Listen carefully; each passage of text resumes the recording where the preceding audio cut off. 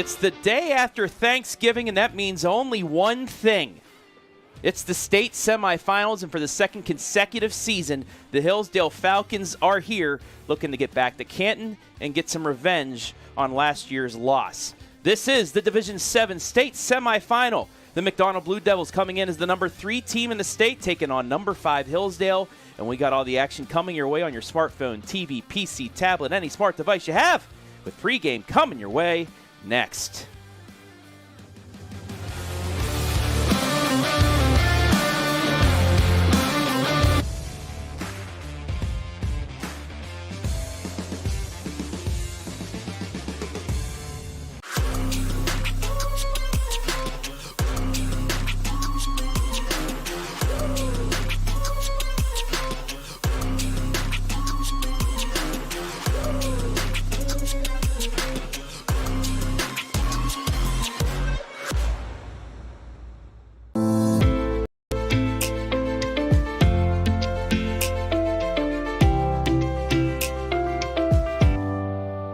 At Stoops Painting, we pride ourselves on quality work and attention to detail.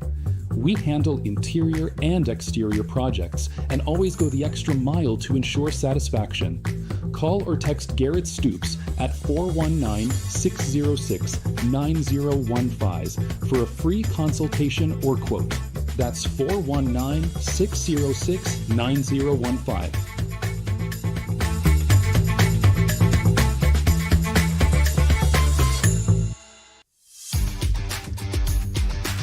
When it comes to comfort, every degree matters. At Buckeye Horizon, we proudly install and maintain Trane heating and cooling systems built to last, engineered for performance. And with our expert service, your home stays comfortable year-round. No matter the season, we'll keep your system running at its best. Call Buckeye Horizon at 419-529-2738, your local Trane comfort specialist. Searching for stationery that feels personal? Make it truly inspired. From custom wedding invitations and greeting cards to business stationery and gifts, every design from Truly Inspired Paper Company is handcrafted in Ohio.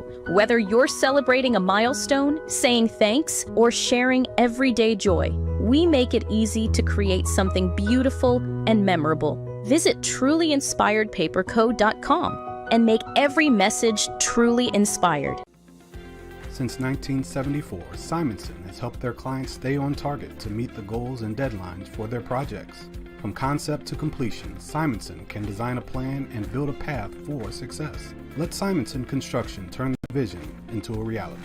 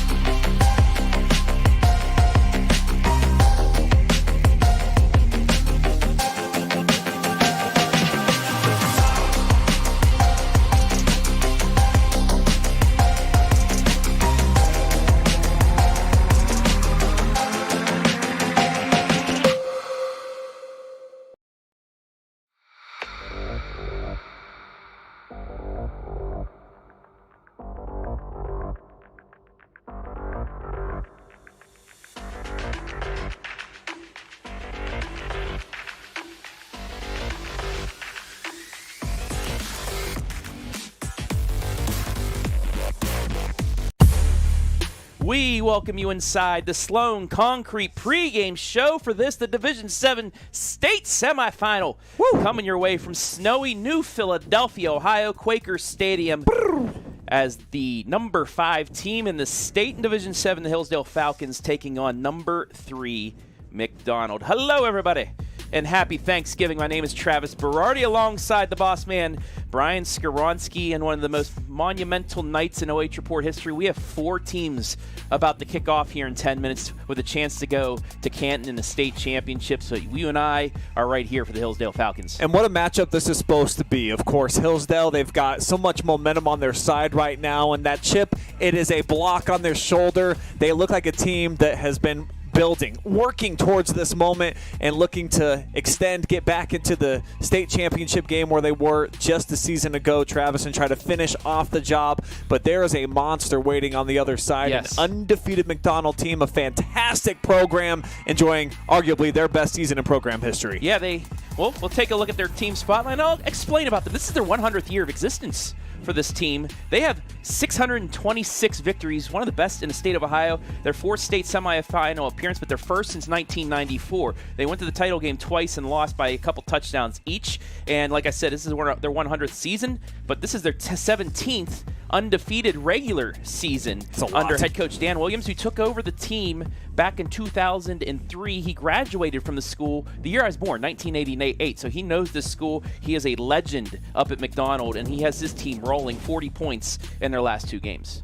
And the defense has been playing very well this season as well, Travis. When you look at the point differential so far, about 22 points per game, including the postseason play, and it's a team that's accustomed to being in big games. They were on the cusp of getting to Final Fours the last few seasons, knocked off, though, before they had an opportunity to get here in positions, state semifinal bound. So this is a team also that's very hungry, very motivated, like Hillsdale is on the other side, to prove that they have what it takes to bring home the first ever state championship. But you got to get through a very dangerous Hillsdale team.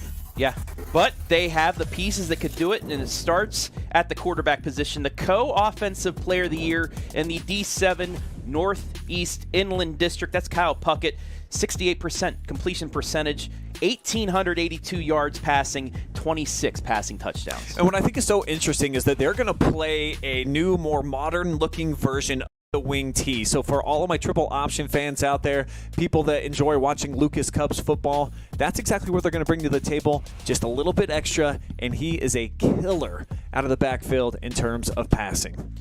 Anthem about to be played, so we'll take a quick break. We'll be back with Hillsdale's Spotlight, Keys to Victory, and the Kick right after this.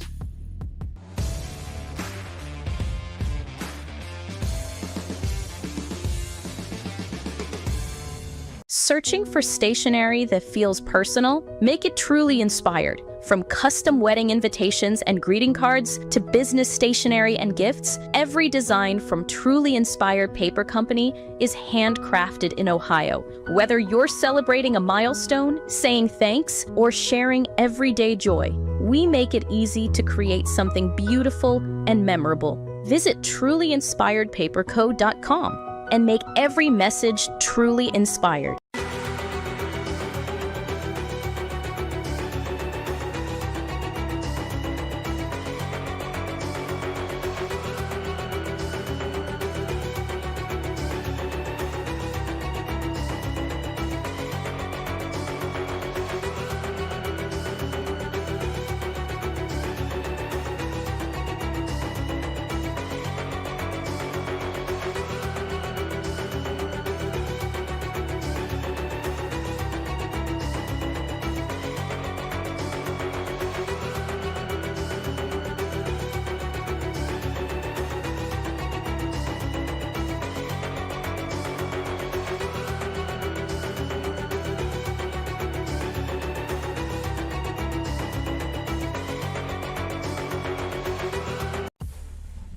Back here in the Sloan Concrete pregame show, the McDonald Band just playing the national anthem, and now both teams stand for 5 minutes. Came out a little early. They're just amped up. This is a state semifinal. This is the Final Four. They want to be out here. They want to be ready, and, well, they got to wait just a little bit more. Hey, look at that guy down there. His name's Owen Sloan. Maybe we'll talk about him in a bit, but let's first talk about the Hillsdale Falcons as a team, and You and I have been talking about this since last December.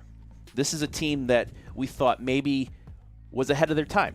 They got to the state championship a year before we think they get to a state championship, but they did. They had that experience, and they come back healthier. Now, I know Kyle Turk is out. A.J. Brown's out for the rest of the season. But other than that, this is a team that they want to be back in Canton. They got a chip on their shoulder, and they're in the right position. This is a squad that brought back 6 All-Ohio players from a year ago. So you talk about being ahead of the curve, a bit ahead of schedule. That's exactly what Trevor Klein's team was a season ago. Ran into arguably the greatest team in the history of Ohio high school football. Yes. That team, that monster, has been slayed in the regional championship. So what does that now do also for the demeanor and the motivation? You got to focus on here and now, but it definitely feels like perhaps maybe a weight off their shoulder, or I don't know, when there's not a Clubber Lang on the other side that you're looking forward to, that is a little bit of a unique circumstance as well. But I know for these Falcons that they spent all summer in the weight room. They've spent all fall thinking about this moment. It has come, it has arrived, and they are going to be up for the challenge. Yeah, this senior class, 41-10, 2 regional championships. And this was a fun fact that I found out today. Only in 4 quarters, all season playoffs, did they give up more than 1 touchdown. That is how good this defense is, and they've only allowed 200 total rushing yards against the team 3 times, and those were a couple in a blowout. Remember, this is a team that likes to run the ball in that wing T. But, so this Hillsdale team ready to go, and they're battle-tested, too, after Danville giving them a great shot last week. Sure, and then the WCAL, very top-heavy. They got 4 good looks during the regular season, and then in the first 3 games of the year, had a couple of decent games as well. But we all know that tonight, these type of conditions are about the running game, and none better in our area than Mr. Owen Sloan. You know how I said Puckett was the player of the year in the district? Well, this is the other co-player of the year, Owen Sloan. You see the video right here of him just running against Danville for 205 yards, 1,850 total this year, 29 touchdowns on 208 carries, and like we said, he is now healthy. He was not 100% last year at this spot, but this year he's ready to go, and he's that bell cow that you can just hand it to him and he's going to get you yardage.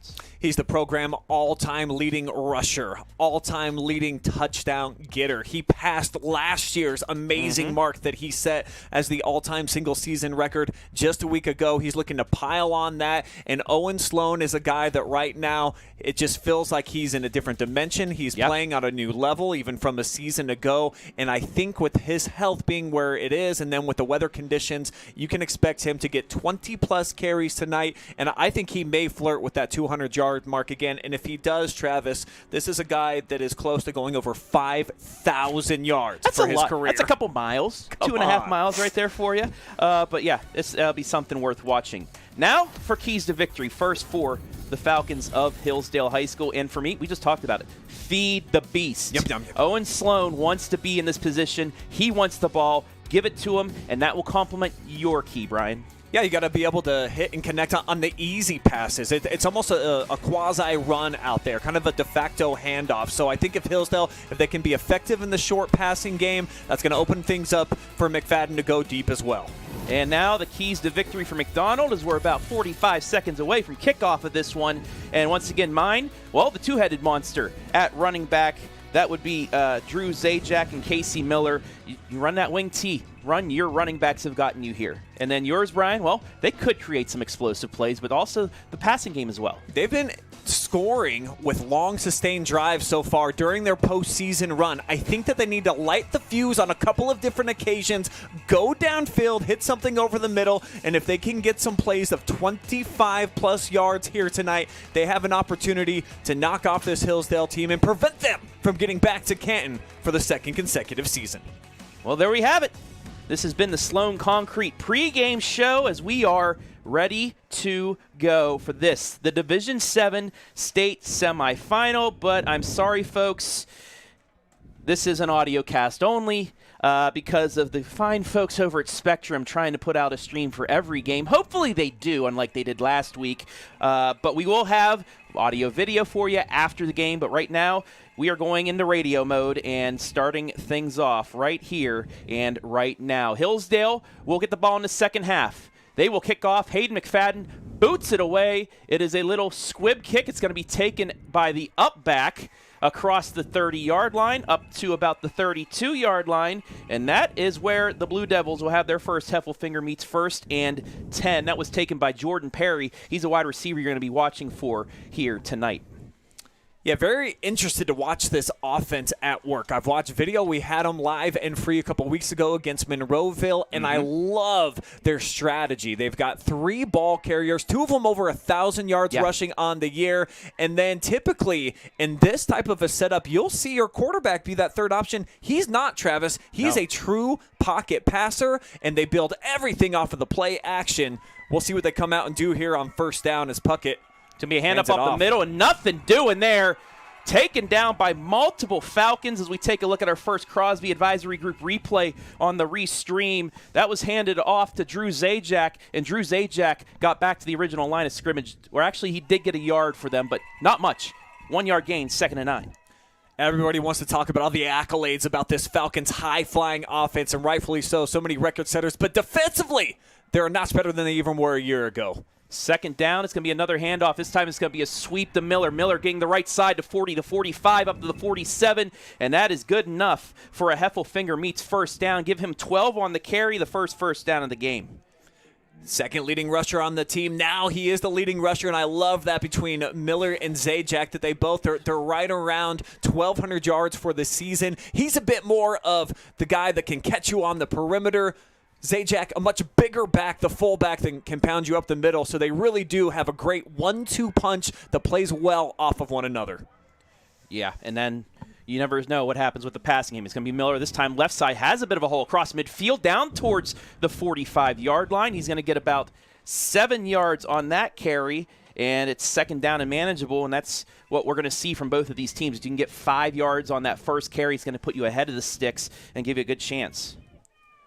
And this is exactly what McDonald wants to do. If you can start lining up and you can run at them for 5-6 yards per clip or even more, that's when the play action game can be so deadly. And this is a super balanced team. They're about 50-50 in terms of what they can do with the football. And here comes the jet sweep for the first time. And Josh nothing Crumpack. Doing. Swat. Owen Sloan will stop Crumpack behind the line of scrimmage. That's going to be a loss of about 1. It's going to be 3rd down and 4. And look at the Sloan just getting off the block and wrapping him up.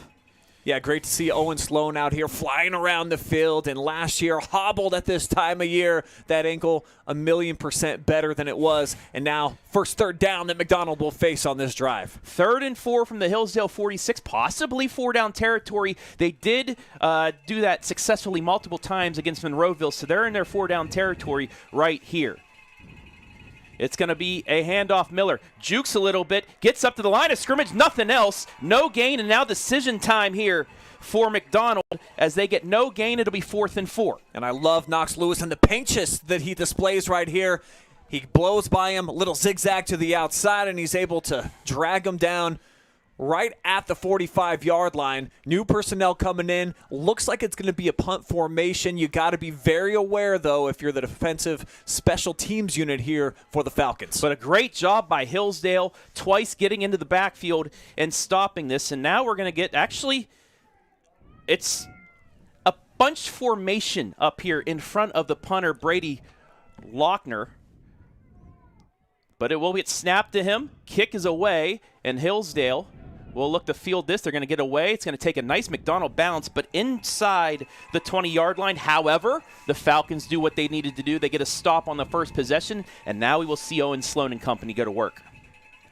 This is what the Falcons were certainly hoping to do, electing to defer, getting on defense. Now they get the football into the hands of their offensive unit. In the Final Four last year, very breezy conditions. I was down on the playing surface at Shelby for that one, and it really, really had a huge impact on the passing attack. Don't think that's going to be the case considering how the stadium is built. Yes, beautiful facility here, built in the 30s.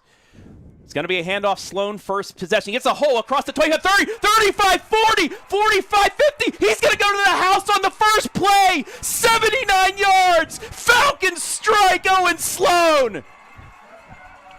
We felt he was going to have a huge impact tonight. right out of the gates. One touch, one tutty. Owen Sloan. Did I mention this kid's been in a zone over 2 bills last week? He's looking for another Benjamin here, basically off of 1 carry. See you later. The speed, a burner into the open field. Goodbye. What a hole made by that offensive line, and that's all it needed to be done. Just like that, just like 2 weeks ago, 1 play is all they needed to get on the board and get ahead here 6-0.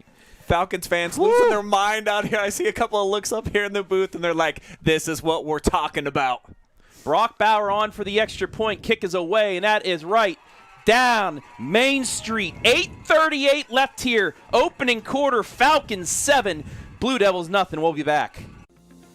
Since 1974, Simonson has helped their clients stay on target to meet the goals and deadlines for their projects.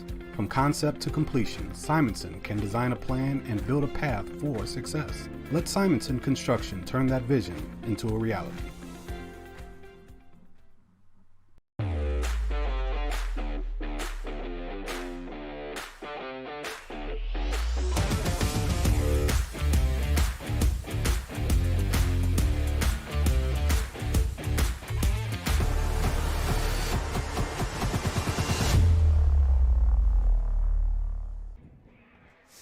Well, you wanted to see something out of this man, you got it. 1 play, 79 yards, Owen Sloan to the house. Hillsdale leads at 7-0 here at New Philly, D7 state semi. Travis Berardi back here with Brian Skaronski. And Ski, before, on Monday when we were in our meeting, you had a choice of going to different games. You said, you know what, let's go. I want to come down to Hillsdale and call that game for you. You might be a little lucky charm seeing some highlights here as we start off. Kick is away. It's going to be fielded at the 20 with some room across the 30 up towards the 33-yard line. That's Josh Crumpack, and that is where McDonald will start 1st and 10. But we have to watch the replay one more time. I mean, you have to wrap him up. You cannot just dive at him because this is what's going to happen. And let's give some credit to the dudes up front. There's enough of a hole in a window there for Owen Sloan to burst into the second level. He makes that little side slide to get around the only defender that even gets a half of a paw on him. And then we've seen this all year. It seems like last year he was able to throw it into 4th gear. This time he's got 5th and sometimes even 6th when he steps on the gas pedal. Goodbye. Look out when he is in the open field. No one has been able to catch him all senior year. First pass attempt is just wide of 2 receivers for Kyle Puckett. It's incomplete, 2nd down, but yeah, I mean, that speed also showing on the defensive side. He had a couple no gains there, but you look at the Crosby replay, that was going to be intended for Casey Miller, just overthrew him on the out, and it will be 2nd down here, as now McDonald, might be reeling just a little bit from getting smacked in the face on that last play. Yeah, typically they like to play off of the run game to set up the passing attack. Coming out here on 1st down with a misfire, getting behind the sticks here, 2nd and 10. We'll see how they elect to continue this drive as they do put it into the hands of Miller. And Miller's not going to get much. Give him 2 yards on the carry. It's going to be 3rd down and long as you take a look at the Crosby replay. And this time Hillsdale clogging up those lanes and getting in there. I see number 7, that'll be Aiden Hoffman. Number 58 as well, that's Carson Stevens. It's 3rd and long. Falcons have been incredibly stout up front all season long. One of the best defensive teams in program history. I think you could even say that this probably is the best defensive team that they have ever had. Showing it so far here early. Big 3rd down. 3rd and 8. It's going to be a pass down the left side. It is over the head of the receiver, Jordan Perry. It's going to be 4th down and another punting situation as Kyle Puckett starting 0 for 2 out here tonight. And he just misfires on this one. Decent coverage on the back end as well by Bauer, one of the best cover corners that we have in North Central Ohio. But he had the space. He's got the size in there. You got to put him on him. 4-year starter at quarterback. That's just a misfire. And this could be really detrimental if the Falcons are able to drive the field again here after they get the football back. So it's a punting situation. Hillsdale may get some good field position here. Is almost blocked. It's going to bounce at the 40 and just let go out of bounds at about the 32-yard line. But another decent starting position here for the Falcons as another, well, the first 3 and out of the game, I should say, because the Blue Devils did get 1 first down. But Hillsdale now, let's see if they can go more than 1 play. They're other than Owen Sloan, maybe a bit winded, but the rest of this team, I mean, this is like their first possession once again, so they should be able to get right back out there and get to work. I'd love to see the coaching staff here go with a play action, try to take a deep shot here to Hayden McFadden. Obviously, you want to read and see what the defense is doing, but it looks like right now he's got one-on-one coverage with Jordan Perry. He's going to have the speed advantage, that being Hayden McFadden on the perimeter. Let's see if they take a shot. Lewis takes the snap. He gives it to Sloan again up the middle. This time he's going to get surrounded by a pack of Devils, but still able to get 4 yards out of it. It'll be 2nd down and 6, and that's the amount you want if you're Trevor Klein's squad. You want the 3 to 4 yards, because with a guy like Sloan, what's 3 times 4? That's 12. That's a first down. West Virginia math, baby, go, right here. Right? Yeah. Live and free on the OH Report. Great second option. Anytime you can just turn and hand it off to 26. And not a bad idea to continue to utilize him here. We're not even at the midway point here of the first quarter. Only 2 offensive snaps for the Falcons. They'll stretch it out to the edge this time. Cuts up at the 30. He's taking a defender with him up towards the 35-yard line. They'll give him the 35. It's going to be a yard short. It'll be 3rd down and 1. And these are always interesting, unique situations, especially from your own 35, because the defense is going to be very aggressive here. You've already seen the big play hits, the quick hitters. Do they elect to try to go to the air here?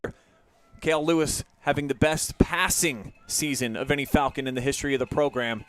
Got to be able to trust him at times. We'll see if Coach Klein decides that this 3rd down play is one of them. 3 to the right for him, and instead he's going to hand off to Sloan, and Sloan's got him a first down. He's dragging defenders across the 40 to the 42. 7 yards. It's a Heffelfinger meets first down. And look at how he just slithers here. There's a couple of different options right in his face. Andre Blake had a chance to get to him. Instead, he's to the 2nd level, and the linebackers have to make a play on Sloan as well. So far, 4 carries and carrying the load here offensively.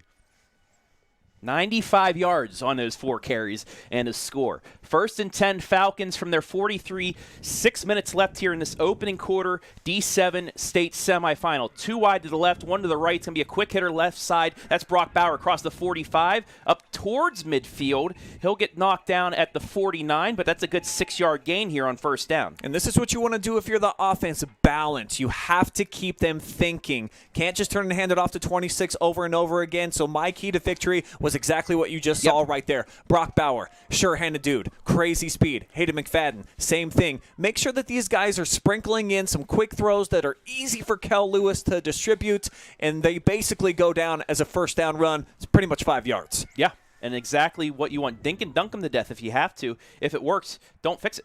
It's going to be a pitch, left side Sloan. Midfield, leans forward. He'll be about 2 yards short. Give him 2 yards. It's 3rd and 2.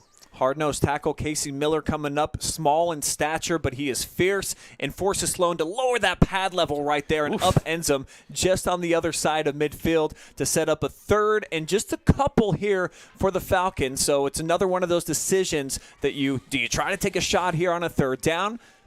Playing one single high safety so far. I think if this is 4 down territory, take that shot now. If not, give it to Sloan, see if he can get a yard, and then maybe give it to him again on 4th down. It's going to be a handoff, and he's leaning forward, gets the first down. Needed 2, he got 3, and like I said, if it ain't broke, don't fix it. Give it to your bell cow. He's going to get you that 3 yards. And he just seems to, break through the panes of glass here. Owen Sloan's vision, too. That dude, he's got better than 2020. We'll call it 26-26 here just for the jersey number. There you go. He just seems to always find just enough space to be able to make it happen when they need it. Another first down, and the drive continues here in enemy territory at the 46. Split wide receivers. It's going to be another quick hitter to Bauer. Caught it, 45, pushing forward towards the 40-yard line. He had maybe a yard gain, but then he just drug his defenders another 3 yards. It's 4. It's 2nd and 6. Another nice decision here by the coaching staff. Quick hitter to the outside with these conditions the way that they are. Got to utilize it. Brock Bauer, couple of receptions here and some nice run after catch. Took 3 defenders to drag him down here on the near side. Brock Bauer actually first team all-district defensive back, but being utilized more now with the injury to Kyle Turk. 2 wide to the right, 1 to the left. Owen Sloan behind. Kale Lewis is going to be a fake handoff. Right side, it's a pass to Bauer across the 40, 35, 30. Spins inside the 30. It's another first down by Heffelfinger meets, and just a fake the handoff, get them to bite, throw it out to the right side, and off to the races is Brock Bauer. 3 catches already. First time that they've went to the plus side of the field as well, where it's a bit more open and allow the speed of the receiver after the catch to make something happen. That's exactly what Brock Bauer has done. And you start throwing it to 3 over and over again. That might start taking some eyeballs off of number 10 here, exactly. Hayden McFadden, who split out here to the near side. Jordan Perry matched up with him one-on-one. 13 yards on the reception, 1st and 10 from McDonald 28. Around Bauer, 30, 25, 20, cuts back 15, 10, 5, leads to the goal line, and he's going to be down at the 1. 27 yards on the end around. Should take a look at the replay. He's getting blocks downfield. That was Trevor Rubinault that laid a good block, but he just got taken down at the 1 by Josh Crumpack. It's 1st and goal, Hillsdale. Looked like a hanky was on the field. I might have missed it. They're backing this one up right now, Travis. And it's going to be a hold on Hillsdale, so hold the phone. They're going to back them up. They're going to back them up to the 27, so that was a block downfield. We'll see if we can see it here, but it's a downfield block, and maybe it was on Rubinault, and maybe held on just a little too much. Yeah, really hard to pick up on it there on the replay. I didn't see it in real time as well. Perhaps it didn't affect the play. However, it's going to be a big one. First penalty against the Falcons. How do you try to make up for lost ground here? First down, all of your snaps still to try to do it, but backs up now at the 27. You know, those yellow hankies off in the distance, they kind of blend in with the white of the snow sometimes, so that was a little bit hard to see. But it was 11 yards down the field, so it's going to be 1st and 9 now for the Falcons here from the McDonald 27. 2 wide to the left, 2 wide to the right for Lewis. It's going to be a fake handoff, throws it right side. That's Knox. Lewis makes the catch. He's going to get positive yards. It'll be 2nd down. Knox Lewis, a bigger part of the passing game this season than he was last year, and the brother connection paying off right here. 31st catch, approaching 400 yards for the season. Nice big target to the outside, and the first player not named Brock Bauer to touch the football in the passing game. 5 yards on the catch. It's 2nd and 4. Now at the 22, approaching the 3-minute mark here. 3:15 left opening quarter. In this D7 semi, it'd be huge for Hillsdale to take a multiple possession lead here early on. 2 wide to the left for Lewis. Sloan in the backfield. It's going to be a handoff. Sloan goes right side, has a hole. 25, 20, 15, still dragging defenders down inside the 10. It's a 1st down and goal. What a run of about 15 yards here for Owen Sloan as he wiggles to the outside and then right there gets low, runs right through the arm tackle that was put on by Casey Miller, and he's just so strong. Vision, speed, durability. Owen Sloan showcasing everything here in these first 10 minutes. 14-yard carry, 1st and goal from the 8 for the Falcons. 2 wide receivers to the left once again. Sloan behind Lewis. Kale's going to throw it quick left side. That's going to be caught by Aiden Salyer, and he's going to get into the end zone. Touchdown, Falcons. Aiden Salyer with the reception. And I believe that's his second TD of the season. TD of the year, yeah. Just 4th catch, though, and do you game plan for guys that just have 3 catches on the year? No, that's exactly why they draw it up just like this. You have the awesome run by Owen Sloan. You're inside of the 10-yard line. Everybody's thinking run, run, run. Of course, 26 is going to get the ball. No! They throw it to a dude who has seldom touched it all year long, and it pays off. Big score here for the Falcons. He rarely saw the ball in the playoffs. I had to look at the stat sheet for a second. Bauer adds the extra point just like that. 2:39 left in the first. The Falcons flying high. It's 14-0. When it comes to comfort, every degree matters. At Buckeye Horizon, we proudly install and maintain Trane heating and cooling systems built to last, engineered for performance. And with our expert service, your home stays comfortable year-round. No matter the season, we'll keep your system running at its best. Call Buckeye Horizon at 419-529-2738, your local trained comfort specialist.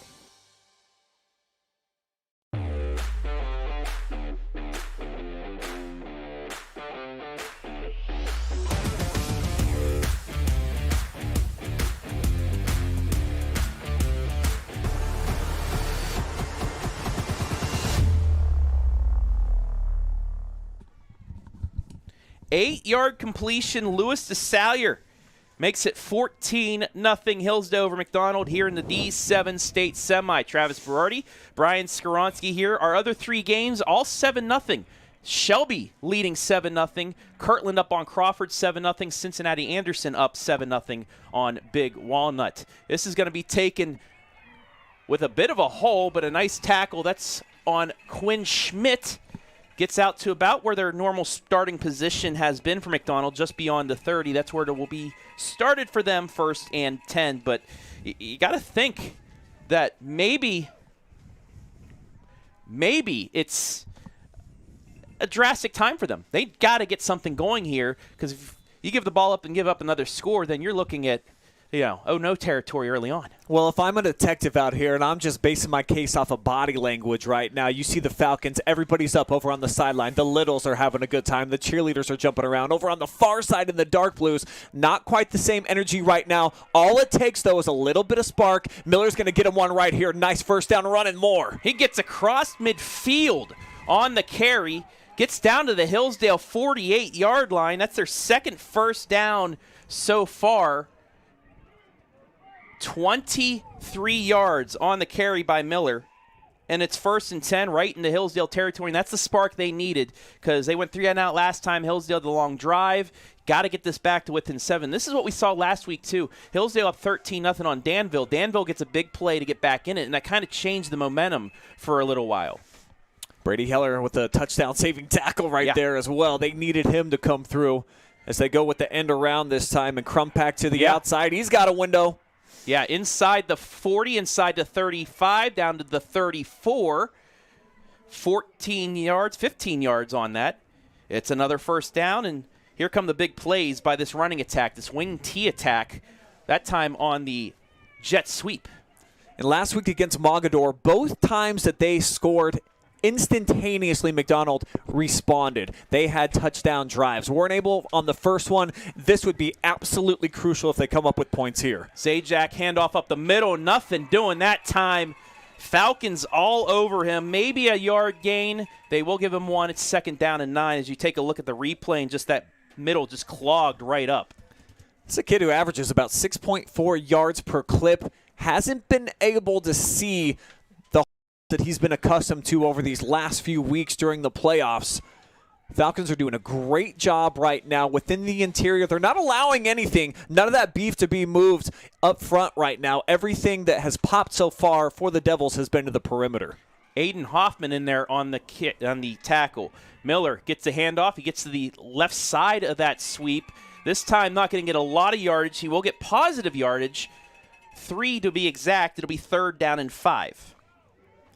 That time it was a good job by Hillsdale. That was Trevathan to kind of cut him back in. He got to the outside, forced him to cut back in, and didn't allow him to get out into that open space. Falcons force another 3rd down here. Need about 4. Obviously 4-down territory for McDonald. Zajac, the lone man in the backfield. Fakes the sweep, takes the handoff, and now we're going to have a flag before the play, and we got a false start against McDonald. Play was stopped by the referees. We'll take a look at the replay, and must have been on the man in motion, Crumpack. A couple of guys might have had to just enough. You know, it's hard to tell sometimes from our vantage point. Those referees, they are right on the line of scrimmage, and any minute movement can draw a flag. And this is a costly one. You know, you go from 3rd and 4 in a team that is used to picking up 5 or 6 yards per clip.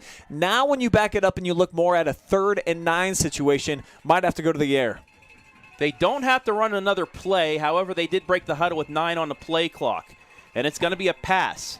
Looking right side, throwing. Owen Sloan knocks the ball out of the intended receiver at the last possible second, and it is decision time. The clock stopped at 1 second, so we will have to see what McDonald does here on 4th and 10, but that was intended for Perry. Sloan at first thought he was going to be able to jump it for an interception, but instead a smart move by him just knocks the ball out of the hand of Perry and forces the 4th down decision.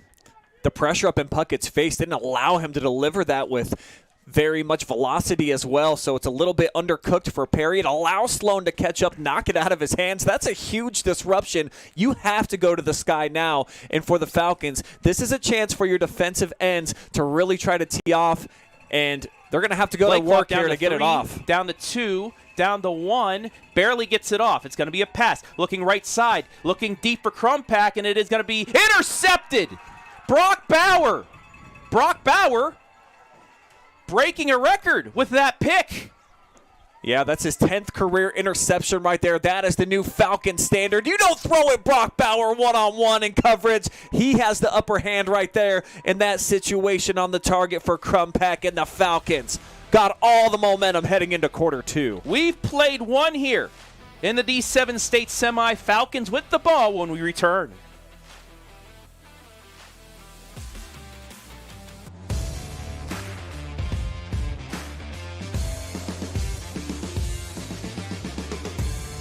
Searching for stationery that feels personal? Make it truly inspired. From custom wedding invitations and greeting cards to business stationery and gifts, every design from Truly Inspired Paper Company is handcrafted in Ohio. Whether you're celebrating a milestone, saying thanks, or sharing everyday joy, we make it easy to create something beautiful and memorable. Visit trulyinspiredpaperco.com and make every message truly inspired.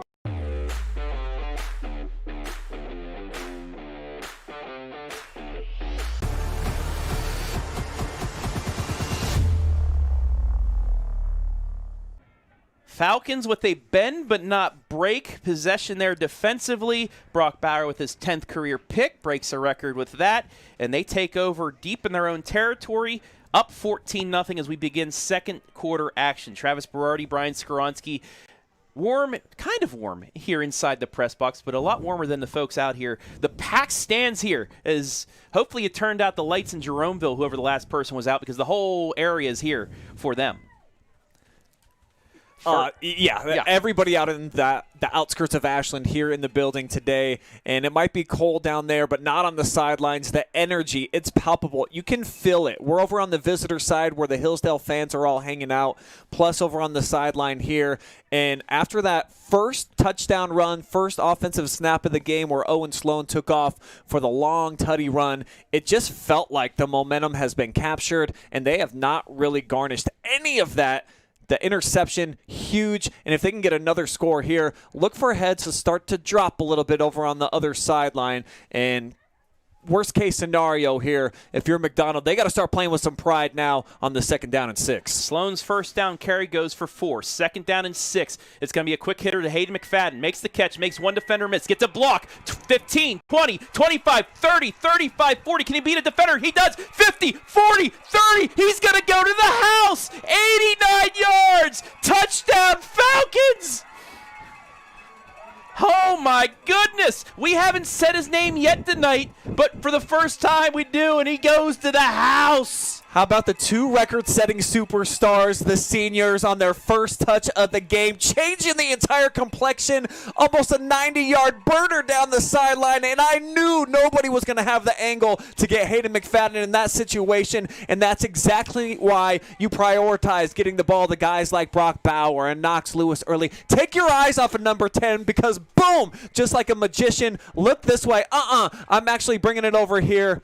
Unbelievable execution, and now it's a 21-0 cushion. Fly, Falcons, fly. 11:04 left in the half, and the Falcons, like you said, they're riding high. We'll be back to see if McDonald has an answer. At Stoops Painting, we pride ourselves on quality work and attention to detail. We handle interior and exterior projects and always go the extra mile to ensure satisfaction. Call or text Garrett Stoops at 419-606-9015 for a free consultation or quote. That's 419-606-9015.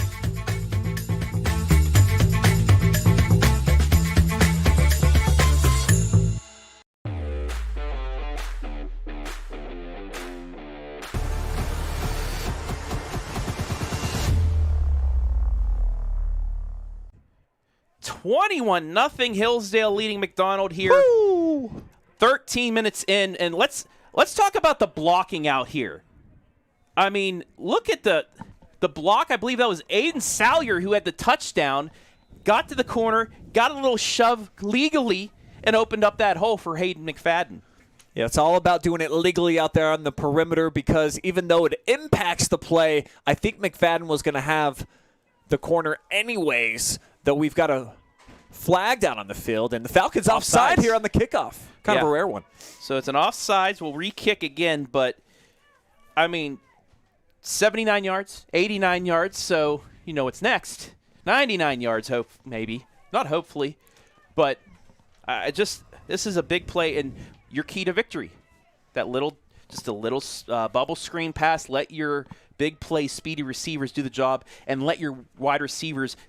We haven't said as much this year. They have a very good blocking receiver core as well, and you saw that in that last play. That's an underrated part of Hayden McFadden's game, is his ability to get downfield and block as well. Everyone looks at the numbers he's put up, and how about 41 receiving touchdowns? Travis, he's in, I think, the top 15 in the history of the state. Yeah. For receiving touchdowns. This kid has been such a dynamic threat, but here's one to the outside. Off to the races. McFadden's the only one to beat, and McFadden is going to wrap him up, but McDonald has their big play. Just on the outskirts, or actually, flag comes in late. Maybe a late hit, but we'll see it here on the replay. And just look at that, reversing field, and this is the big play. You talked about speed for Hillsdale. Krompak's that guy that can get McDonald going as well, as you see. Tackle late out of bounds, so that's going to add on. Yeah, I think Davis Ratcliffe is going to be whistled. That's going to be a dead ball personal foul, so they're going to be well inside of the red zone with an opportunity to try to start chipping away. That was exactly the shot in the arm that this McDonald team needed. You might think 21-0, but there's so much time here in this game, Travis. 11 minutes to go here in the second quarter. If they can strike back here early, it starts changing the complexion of things just a little bit. Yeah, and this is just, the spot they need. You're talking about how they answered. They had a drive going. The penalty really hurt them last time, but you see it immediately again. Hillsdale scores, but they're right back at you applying that pressure.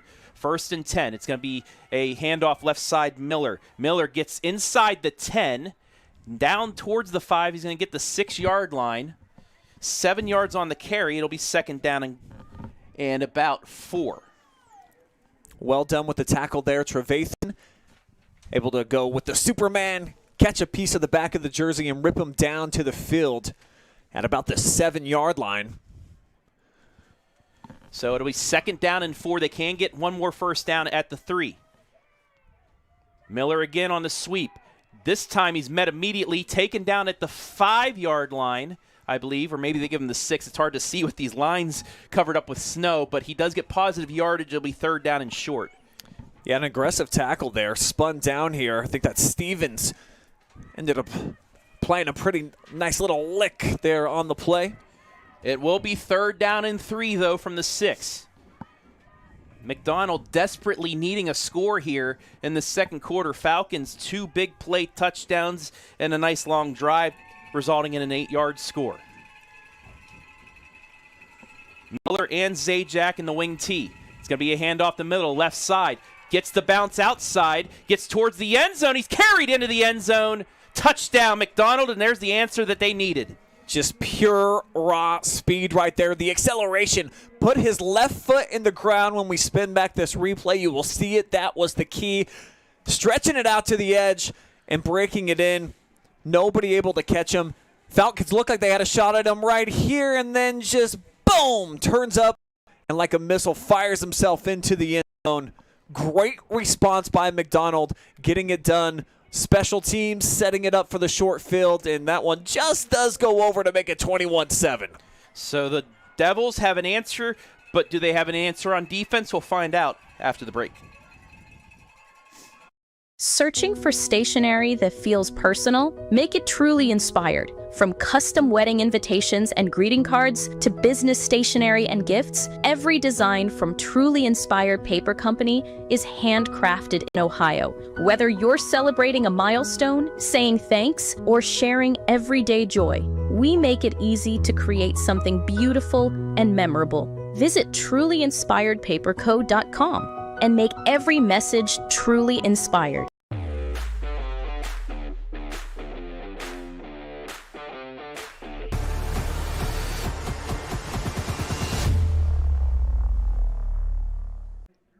So the long return by Crumpack sets up the 6-yard run by Miller. And just like that, McDonald on the board. They've cut it back to a 14-point deficit, 21-7. Still plenty of time left in this game, too. 9:35 left in the half. But the question is now, can they stop this Hillsdale offense that's been rolling?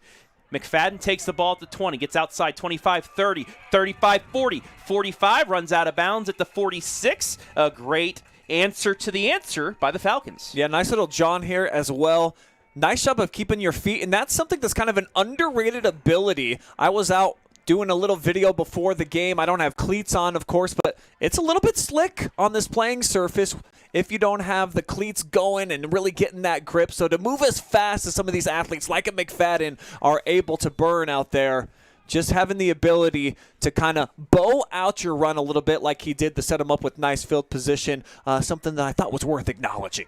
2 wide to the left, Sloan in the backfield, 2 behind Lewis. He throws a quick hitter left side that's caught by Salyer, and he gets up to midfield. A nice 5-yard gain there on first down. Sophomore provided a huge impact. His second catch, he's got the touchdown, of course, and had the big block to set up McFadden for the latest score for the Falcons. And if you can just keep hitting them with such a variety of combinations where it's not just a jab, now it's a 1-2, hit him with a hook shot as well. This has been a very impressive offensive performance so far here for Hillsdale. Had 3 catches for 30 yards coming into the game, but it looks like they have that nice complementary piece replacing Kyle Turk, who's out with injury tonight. 2nd and 5, 2 wide to the right this time for Lewis, but he hands it off to Sloan across midfield. 45, he's got a first down easily. Give him about 8 yards.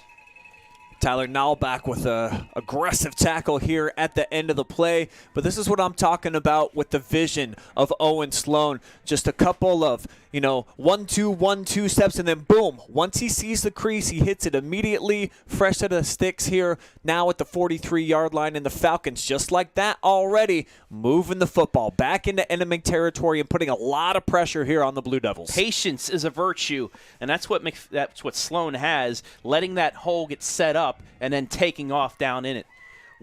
3 wide to the right for Lewis, but it's going to be a stretch play to Sloan. Sloan puts the ball into his right shoulder, gets about 2 yards, but this time McDonald was there for it, led by Jordan Perry on the short gain, 1 yard. It'll be 2nd down and 9. Dom Sampson, lucky that he did not get called for a horse collar right there. He had his hand initially there within the padded area, eased off just at the right time. Still goes down as a 1-yard run. So for the Falcons, offense, it's come fast, it's come furious for them. This is one of their few times so far, Travis, that they've got a second and now longer situation. But you have Owen Sloan that can give you 8-9 yards in 1 carry, and we'll see what they do that. Quick hitter, actually. Left side, that's going to be Davis Radcliffe. Radcliffe, the 45-30, 25-20. He's going to break one. Touchdown! Just like that. Who cares if it's 2nd and 9? They're going to take it 42 yards and make it 27-7. Someone packed a whole bunch of dynamite out here in the offensive playbook tonight for the Falcons. No matter where they're going with the football, there are explosions all over the field. The speed, the versatility, the variety of playmakers, all on display so far. You want to talk about Thanksgiving yesterday? This has been a full feast. We've already had the appetizers, the main course. All that's left is for dessert, and only halfway here through the second quarter, but they do miss the PAT. That's one thing going for McDonald, but what isn't is the scoreboard. It's 27-7 Falcons, 7:24 left in the half. Searching for stationery that feels personal? Make it truly inspired. From custom wedding invitations and greeting cards to business stationery and gifts, every design from Truly Inspired Paper Company is handcrafted in Ohio. Whether you're celebrating a milestone, saying thanks, or sharing everyday joy, we make it easy to create something beautiful and memorable. Visit trulyinspiredpaperco.com and make every message truly inspired.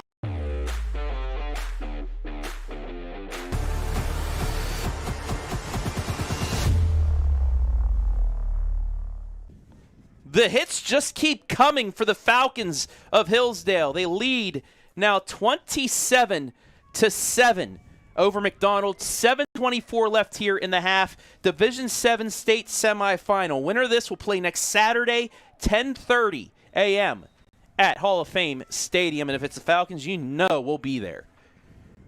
McFadden with a little squib kick this time. Is going to be fielded by the up back at about the 25. That's Glockner. And he's going to get across the 35 up to about the 38-yard line. And that's where McDonald will begin. We were just talking during that brief break. 5 different receivers have all had connections from Cal Lewis, the junior quarterback. He has been cooking with all the ingredients so far and utilizing them all to their maximum potential and strength. A couple of guys that maybe some Falcons fans that are just casual Falcons fans are just learning their names here tonight. The latest getting into the end zone, Ratcliffe. They got a lot of different guys, plenty of ingredients that you can throw out there on any given play, as we've got a connection here. Nice hookup with Crumpack, and we saw what this kid can do. He is electric with the football in his hands all the way down to the 41. Yeah, just a quick hitter. Get it to your playmaker with speed out there. It was a quick 5-yard curl. He makes the catch, makes the defender miss, and he does get across midfield down to the 43-yard line. So a good yardage there. It's the first completion by Puckett. And McDonald back on the move, down by 20. Hillsdale fans stomping on the bleachers, yelling for their defense to pick things up. Visitor bleachers basically packed out here tonight.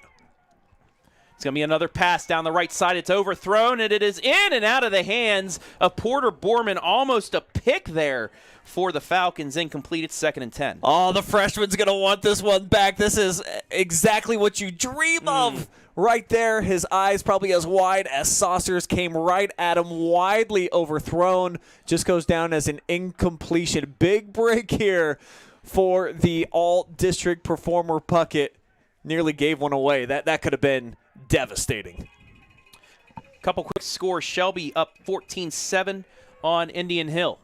It's going to be a handoff now. Right side, Miller on that little sweep. Gets up the middle, across the 35 to 30. Still on his feet across the 25. Down to about the 23-yard line. And another chunk play. Another first down for McDonald. Just zigzagging his way through heavy traffic. Weaving his way, switching lanes. Miller's an impressive ball carrier. When he has just a little crease, he's able to totally take advantage. You saw it right there with the latest carry. 20 yards on that gain, and right back at you come McDonald. Trailing by 3 scores here, but again, got to get a touchdown here, got to get some momentum back.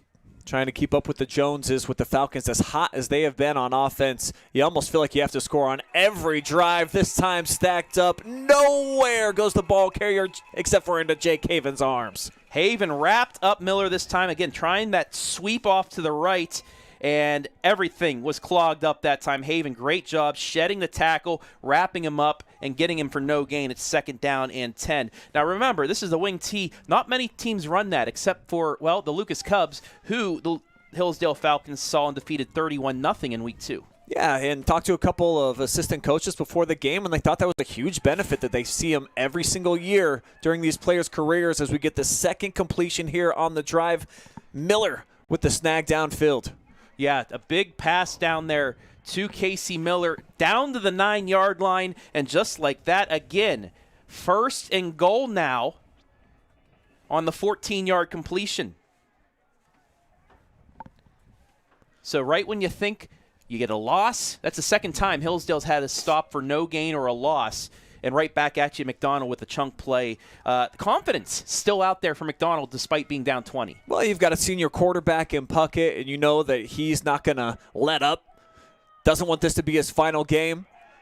Miller tries cutting right side on that sweep again. Cuts it back, though, as Hillsdale, great job as you see on the replay here, Brian, the outside, the corners, and that defensive end there, that's Haven, cutting him back in. And that's where Hillsdale's successful, is when they don't let Miller get to that corner.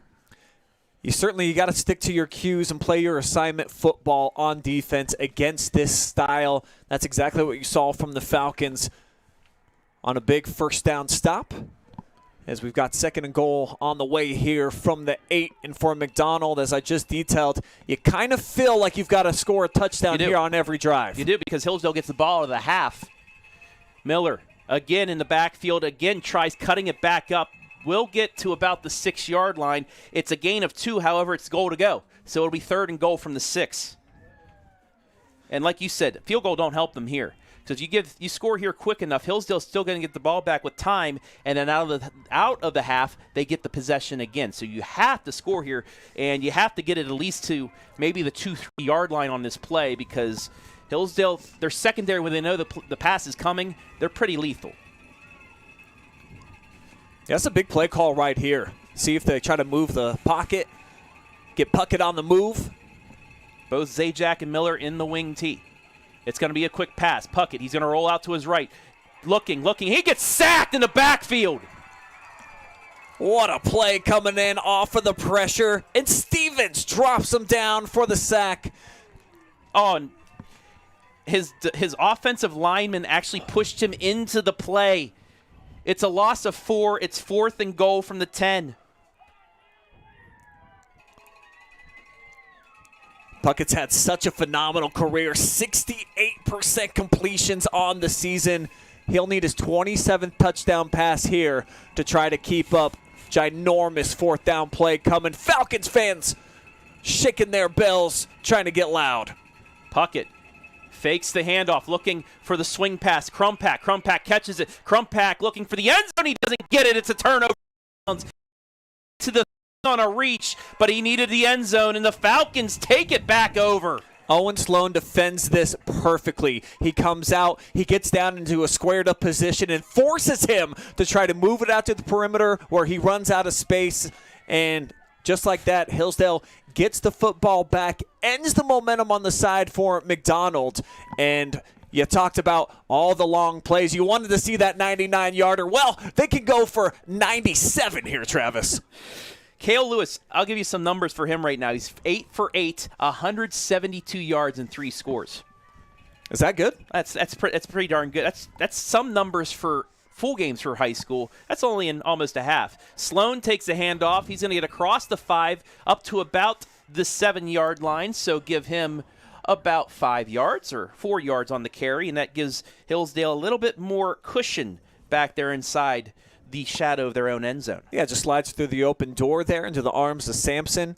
As you mentioned, sometimes breathing room, that's all that you really need to feel comfortable back there. Anytime you're taking the snap with your heels on your own goal line, never ideal. As we're getting short on time here, under 3 minutes to go. And for the Falcons, you'd love to put more points on the board, but just a couple of first downs too as well would be huge. Even if you just run the clock out. Sloan gets the handoff, cuts out to the right side across the 10. He's got first down yardage. He gets out of bounds at the 14-yard line, and that's good enough for a Heffelfinger meets first down. 7 yards on the carry. Owen does such a nice job as well of just moving the football from left arm to right arm, always protecting it. I mean, certainly we've been glazing 26 so far here tonight, all the accolades, and just as well as he has played on his senior season, but it's just so evident the air of confidence that he's been playing with so far in his 12th grade campaign, and a guy that when we talk to him in the post-game interviews, and that's been a bunch this year, always deflecting, always giving the praise to everybody else.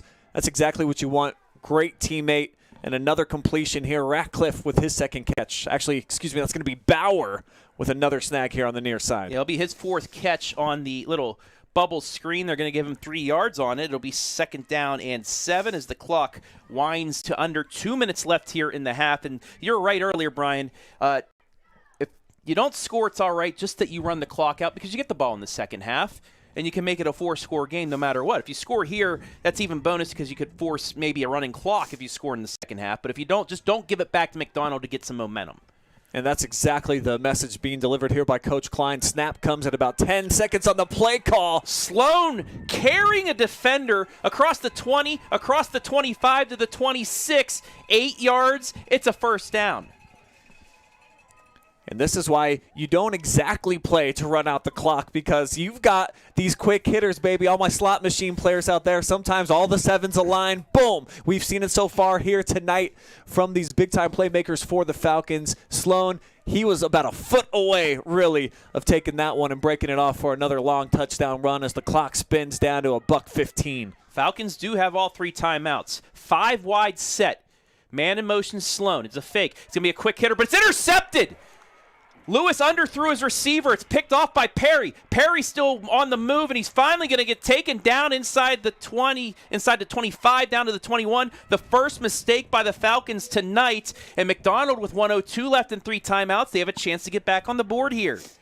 And that's the risk that you take when you go ahead and you look to try to push the ball, drive it downfield, looking for McFadden. Had the one-on-one. Jordan Perry wins that matchup. He had the size advantage. 6'3", $190 is what he's listed at. That's a great read. Nice reaction as well.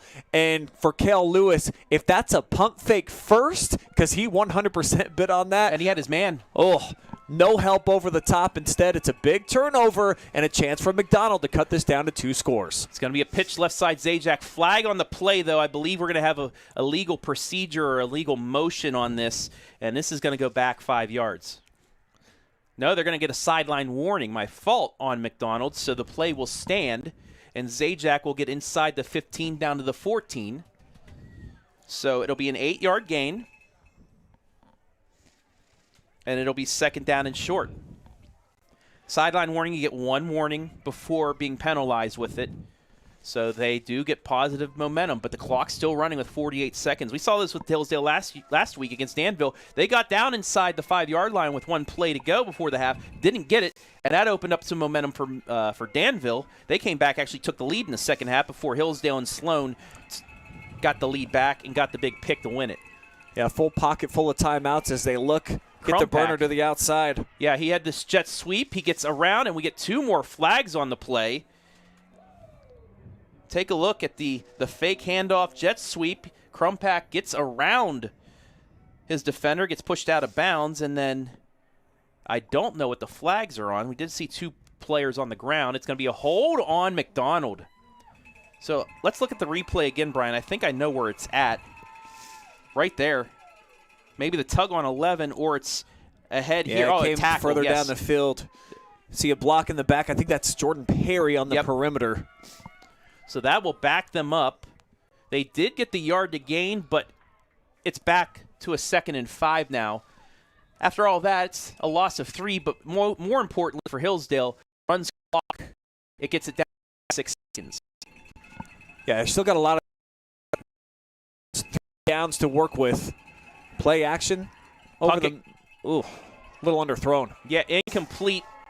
Out of the hands of the receiver there, and it will be in about 5.5. As you see, had his man, but he just underthrew him. Yeah, Brady Schobel broke off his route pretty decent, but the coverage as well, right where it needed to be. Porter Borman right on top of things. And for McDonald's and their longtime head coach, Don Williams. Yeah. Tough situation to be in here, but you're not going to panic with your senior quarterback.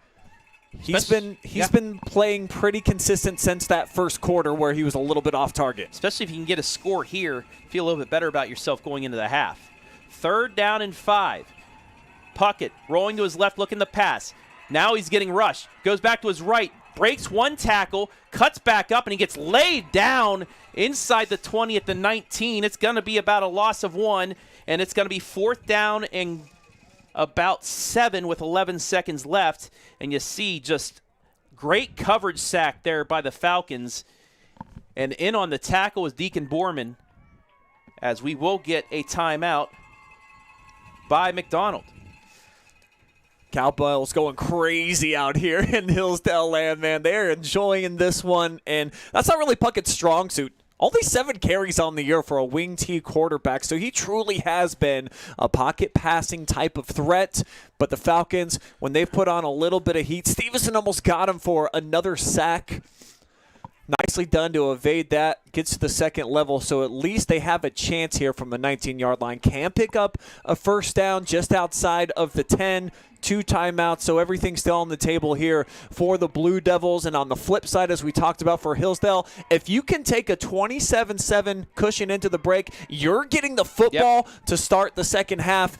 This is about as good as you could possibly dream against a number 3 team, undefeated Blue Devils, who are enjoying just an unbelievable season so far. This is a big play coming up right here on this 4th down. They break the huddle. One wide to the left is Jordan Perry. Puckett takes the snap, fakes the handoff. He's going to look for Perry. No, it's a throwback. It is in front of Miller, and he had to dive for it. Does he have enough for the first down? He does not. You saw the referee point the other way. He only got about 5 yards on it. He was a little too much, made the catch, and fell short of the line to gain, and the Falcons hold. Wow. He had room, too.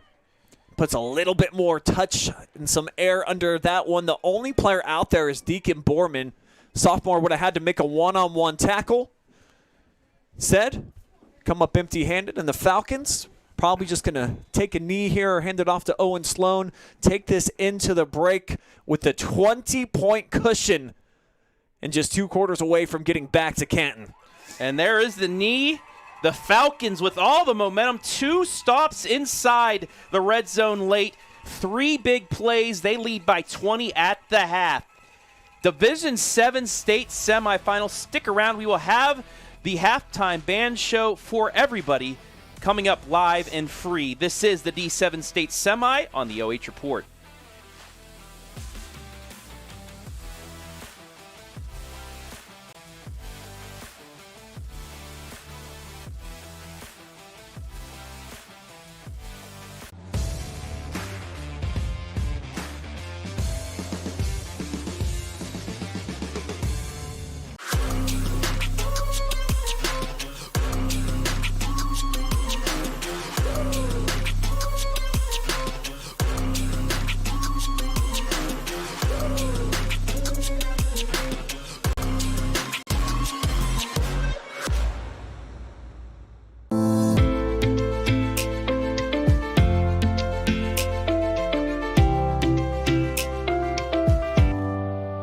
At Stoops Painting, we pride ourselves on quality work and attention to detail.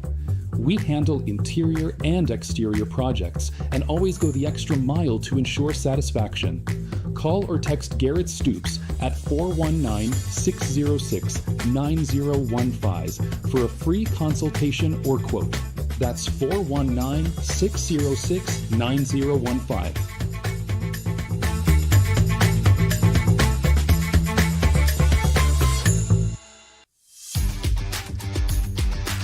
When it comes to comfort, every degree matters. At Buckeye Horizon, we proudly install and maintain Trane heating and cooling systems built to last, engineered for performance. And with our expert service, your home stays comfortable year-round. No matter the season, we'll keep your system running at its best. Call Buckeye Horizon at 419-529-2738, your local Trane comfort specialist.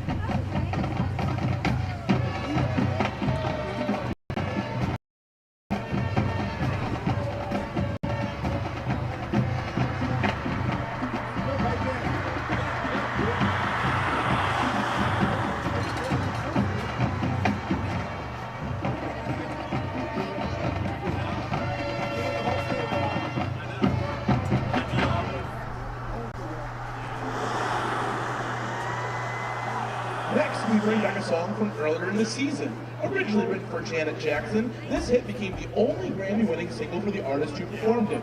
Tonight's performance features seniors Lily Oshevsky, Autumn Vaughn, and Michaela Schwindeman and Michaela Simmons. We hope that our rendition of this 2003 Britney Spears hit will come out sick.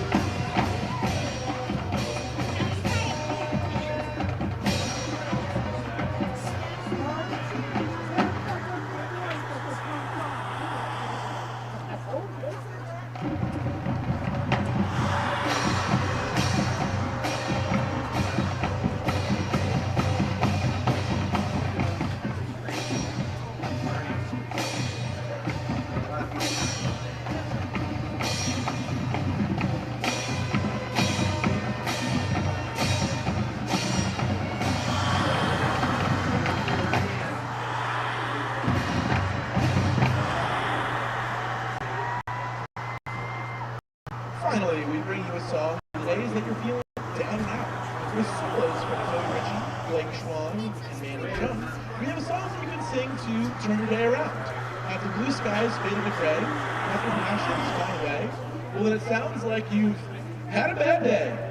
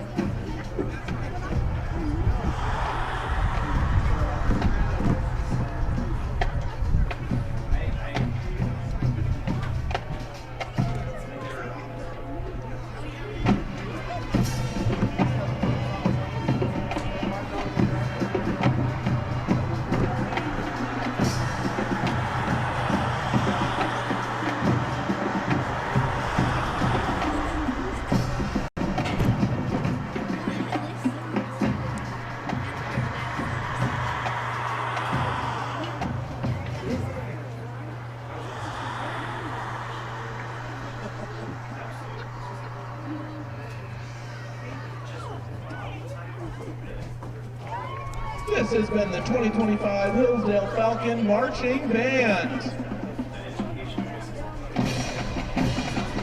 Hillsdale Falcon Marching Band again thanks you for your encouragement, music education in our schools and schools around the nation. Wish the McDonald's Band good luck and safe travels. The Hillsdale Falcon Marching Band tonight is in the direction of Miss Rachel Kelly, Flag Director, Miss Elizabeth Terwilliger and Mr. Zachary Johnston, Percussion Directors, Mr. DR, Assistant Band Director, and Mr. Alan Terwilliger, Head Band Director. One more round of applause for the pride of Hillsdale, the Falcon Marching Band.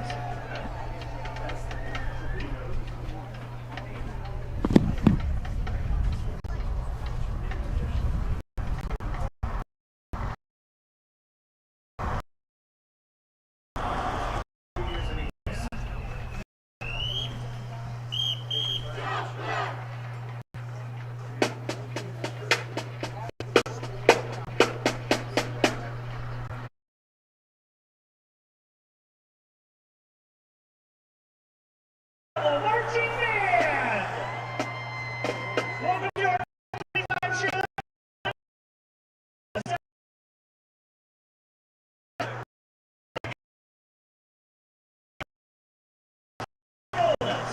With a beat that pushes forward and energy that won't quit. This opener sets the tone for a performance that you will forget. Here is Can't Hold It.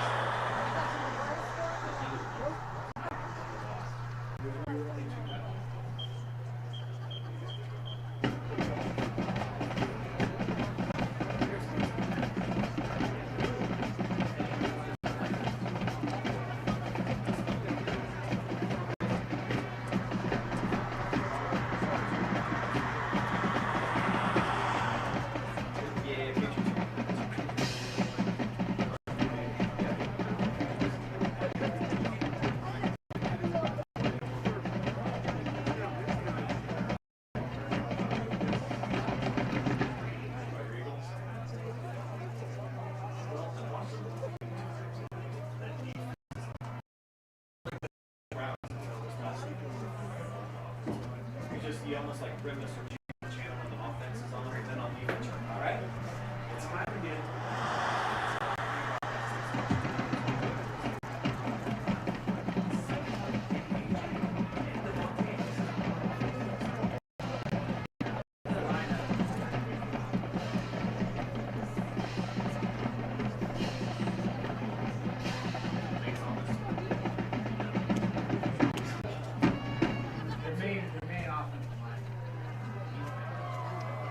Next up, the flag line lights up the with Katy Perry's Firework. Paired with striking visuals, this song reminds us that everyone has the power to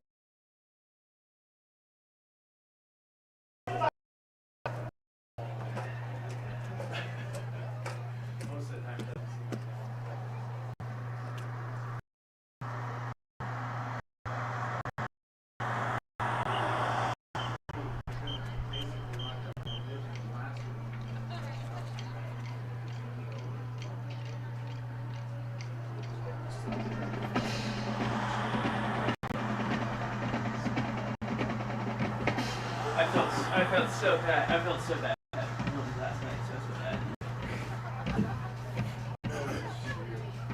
Dude, how about Joe Burrow coming to the mix all of a sudden? I picked them last night. That would be nice.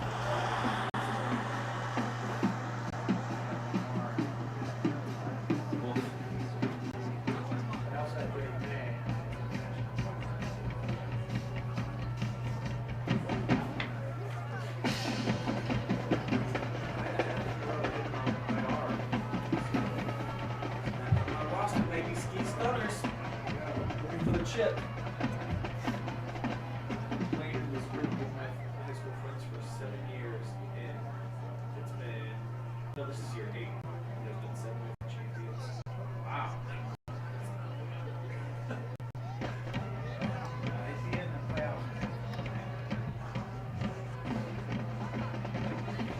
That's right. I don't care about the money, I'll go to the max.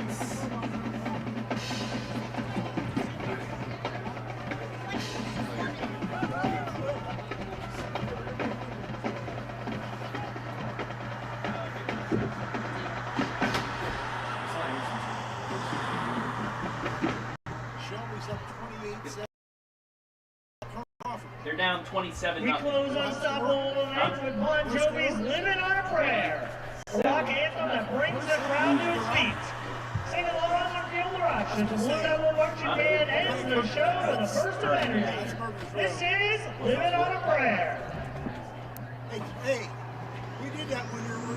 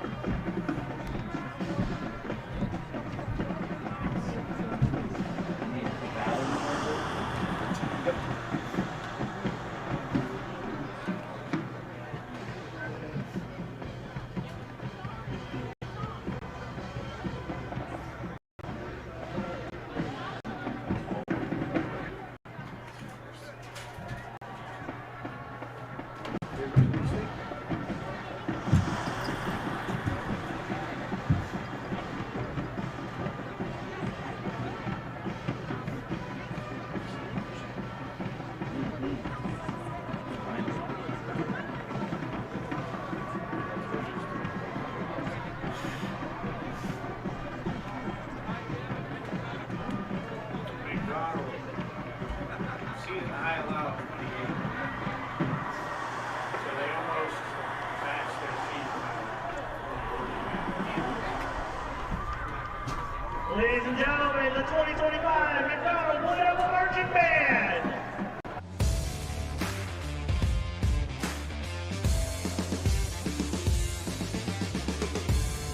Searching for stationery that feels personal? Make it truly inspired. From custom wedding invitations and greeting cards to business stationery and gifts, every design from Truly Inspired Paper Company is handcrafted in Ohio. Whether you're getting a everyday joy, we make it easy to create something beautiful and memorable. Visit Truly Inspired. 1974, Simonson, their clients stay on target. In Ohio. Before we get to that, I mean, what a half by Hillsdale. Big plays, solid defense, controlling the ball, and it has them up 3 scores here at the break. With the exception of the one interception thrown by Kel Lewis, it was as picture perfect as you can possibly imagine if you're Trevor Klein and this coaching staff, the way that they were able to execute, project the big plays when they needed to, and most of them just quick passes to the perimeter and allow the blocking to formulate, let the speedsters get out to the edge and do what they do, and then defensively against a team that has been up points so far this season, 36.6 points per game so far during the playoffs. Falcons hold them in check and hold them out of the end zone there at the end of the first half. Yeah. I thought that was critical in leading to them having this 3-score advantage, which looks much different than it would have if it was just a 2-score game. Absolutely, and they did it twice, though, in the red zone, too, because right before the interception, they held them on 4th down and goal. But taking a look at the stats, balance offensively for the Falcons, 319 yards of offense. Well, they did have the 79 and the 89-yard touchdown, the 42-yard touchdown, but that doesn't matter. 172 through the air, 147 on the ground, and they've held the two-headed monster to only 105 yards rushing. Now, it's only a couple chunk plays as well, a 23-yard run, a 20-yard run, and a 14-yard run. So other than 3 plays, we'll start with a 12-yard. So other than 4 plays, Hillsdale's been done very good at limiting the big playability of McDonald on the ground. Yeah, and Casey Miller has been the offense for them. Typically, Zajac is the man that can provide that second fiddle within the running attack. Led them with 23 carries last week, almost had 100 yards and a touchdown. He's been super ineffective here tonight, and I think that all the credit has to go to Hillsdale, the game plan, the execution, and just playing your zone, being in your area. Yes. Do your job. Yes. Step up and do that against this style of offense, and so far, the Falcons, they're checking the boxes. They're being disciplined, Travis, and they have really stood out to me here. Offensive players from the first half. First, Puckett, he was 4 of 10 passing, 44 yards and an interception. Zajac only 3 carries, 10 yards. Like you said, Miller's been their offense, 13 carries, 86 yards. Crumpack, 2 carries, 13 yards. He also has 2 receptions for 25. Miller, 2 catches for 19. But for the Falcons, Kale Lewis, 8 of 9 passing, 3 touchdowns, 172 yards, and then that interception. If he floats it just a little bit more, gets over that corner, that's probably another big. He's well over 200 yards passing with 4 scores. Owen Sloan, he's all the carries, 13 carries, 147.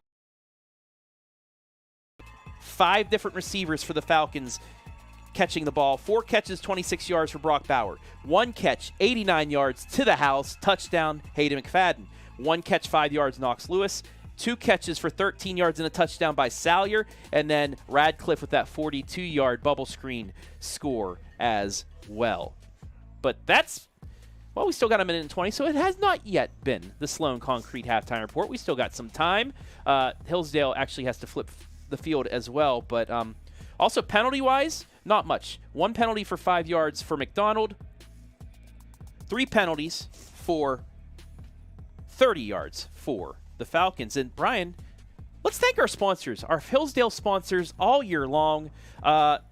They've been great for us, so let's thank them. Sloan Concrete, locally owned and operated since 2005, specializing in both decorative and standard concrete services for the local area, marking 20 years of business.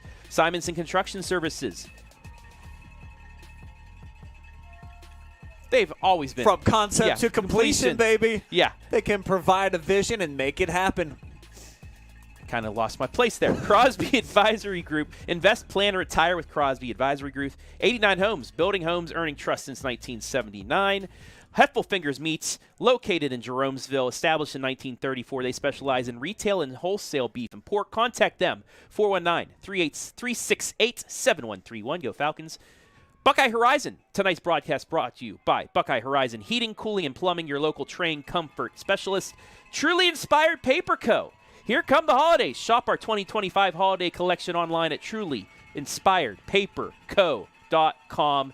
And Stoops Painting LLC. We pride ourselves on quality work and attention to small details. Request a quote by calling or texting Garrett Stoops at the number in the description. Thank you all for allowing us to bring you this state semifinal game on the OH Report. And we are underway for quarter number 3. McFadden gets the kick. Late flag comes in here on the near side. Lands at about the 25. This likely will go against the Falcons here.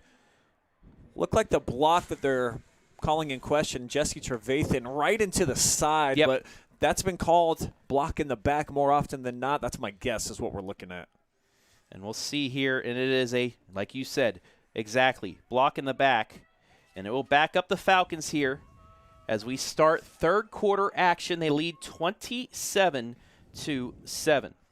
Owen Sloan just 3 yards shy of eclipsing 2,000 yards for the season. I'm going to go all in, push my chips in the middle, says that he does that here on the first carry. Why not feed the beast? We saw how he set up his first carry in the first half. Maybe do we get a double feature here to start off quarter 3? I mean, that would just be perfect for the Falcons here on the evening. They're going to start. They're going to decide the left hash here and begin 1st and 10 from their 15-yard line. 2 wide receivers out to the right for Lewis and Sloan in the backfield, and it is a handoff to Owen. Owen cuts back, and he's got himself the number across the 25, near first down yardage, and he's going to get it 10 yards on the carry, and there is the number. What an incredible accomplishment for Owen Sloan. He's got all the records rewritten the history books. He will go down in Falcons lore as the greatest running back that has ever donned one of those birdies on the side of the helmet. 72 career touchdowns as well. And he just needs 2 more touchdowns tonight to tie his single-season record that he set as a junior. Fakes the handoff to him. It's an end around to Bauer. Bauer, 25, cuts back at the 30, wrapped up at the 31, still on his feet, moving towards the 35, still on his feet to the 40. It's a rugby scrum to the 41-yard line.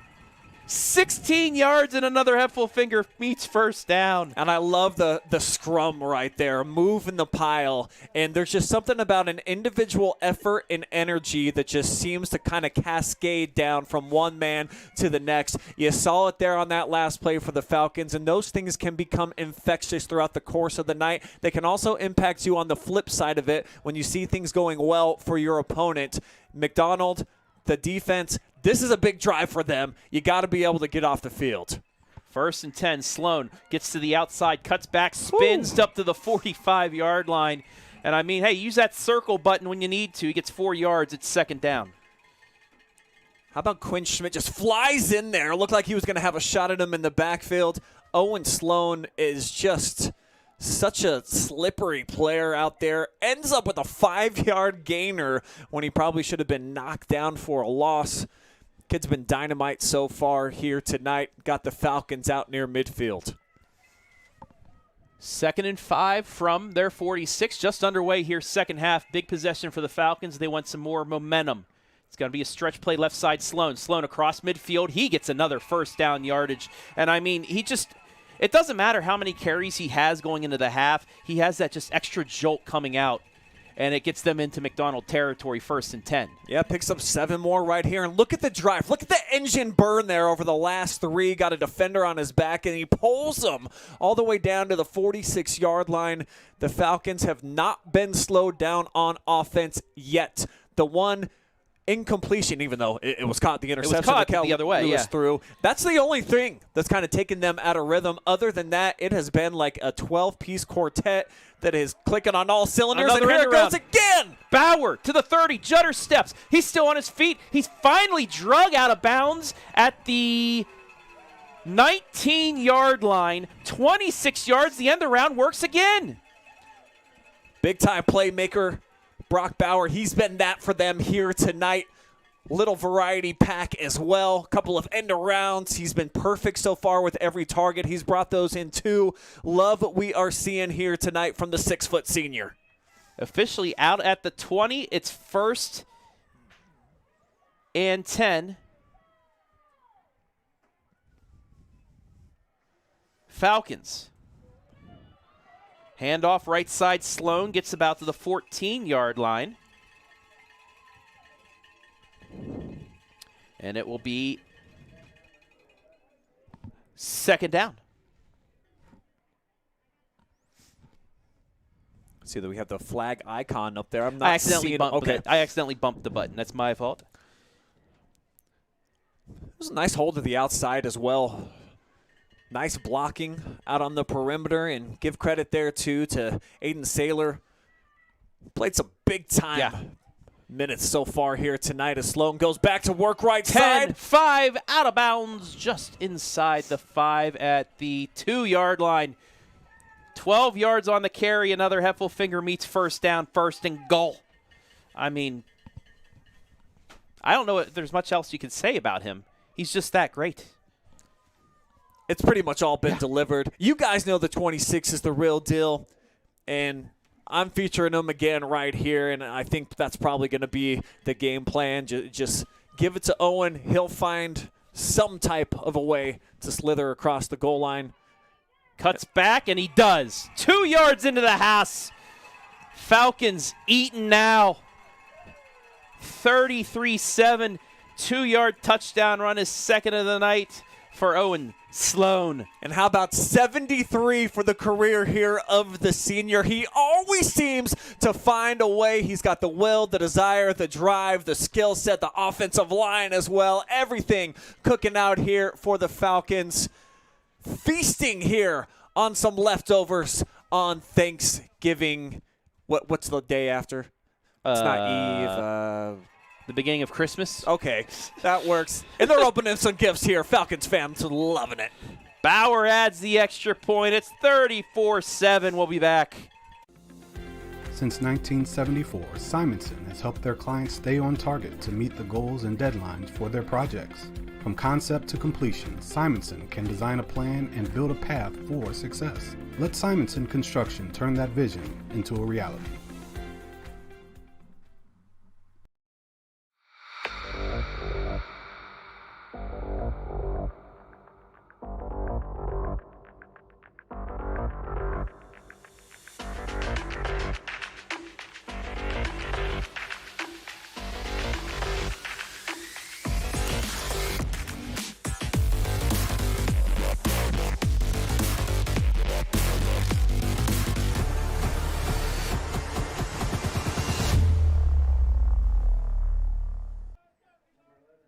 $37 yards, 5 carries, and a touchdown for Mr. Owen Sloan.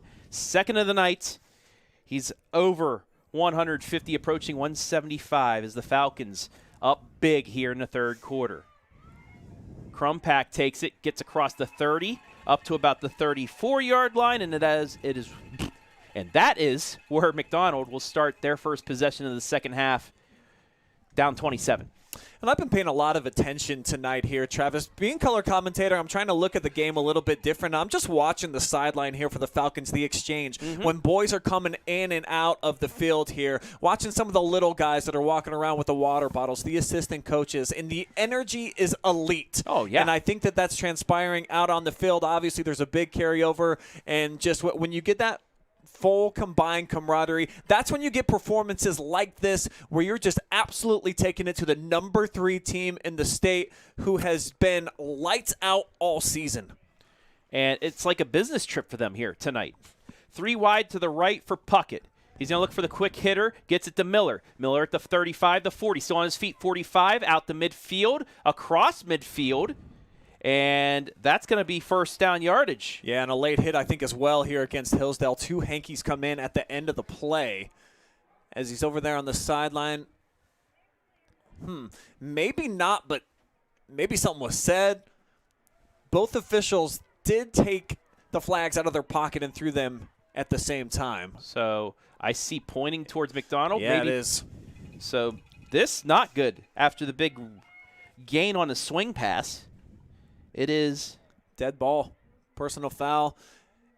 So they'll get the first down. Oh, wait, it's going to be offsetting. So personal foul both ways, penalties offset. It will be first down at midfield. Love what we're seeing from Casey Miller so far here tonight. The bright spot so far here for the Blue Devils, coming off a big performance last week. Had a $171 on the ground, and he's a shifty guy. He's keeping the Falcons on their toes here defensively. They just got to get a little bit of help from guys like Zajac. Can Crumpack come through? He was a difference maker a week ago with a couple of touchdowns on the ground, 5 catches, the leading receiver. There's a quick out caught by Jordan Perry. He has first down yardage and across the 40 down to the 35. 15 yards. Another Heffelfinger meets first down for McDonald as Puckett now getting the pass game going.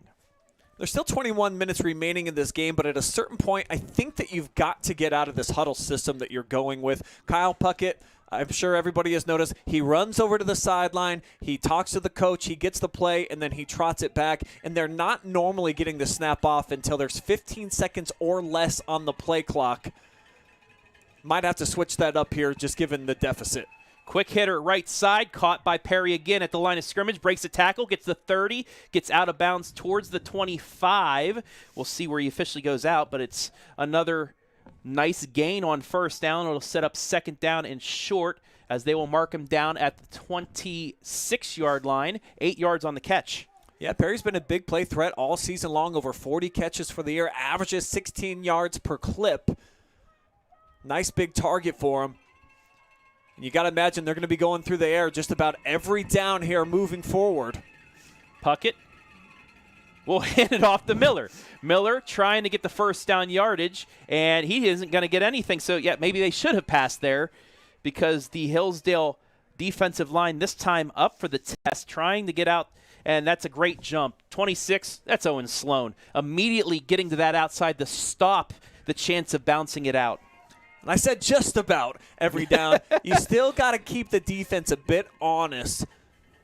They gave him a yard, yeah. The second and short situation, probably the right decision to go ahead and run it. And with the big back Zajac, this is really where I think number 10 can shine. 3rd and a yard. It's going to be a handoff to Zajac, and Zajac gets the first down.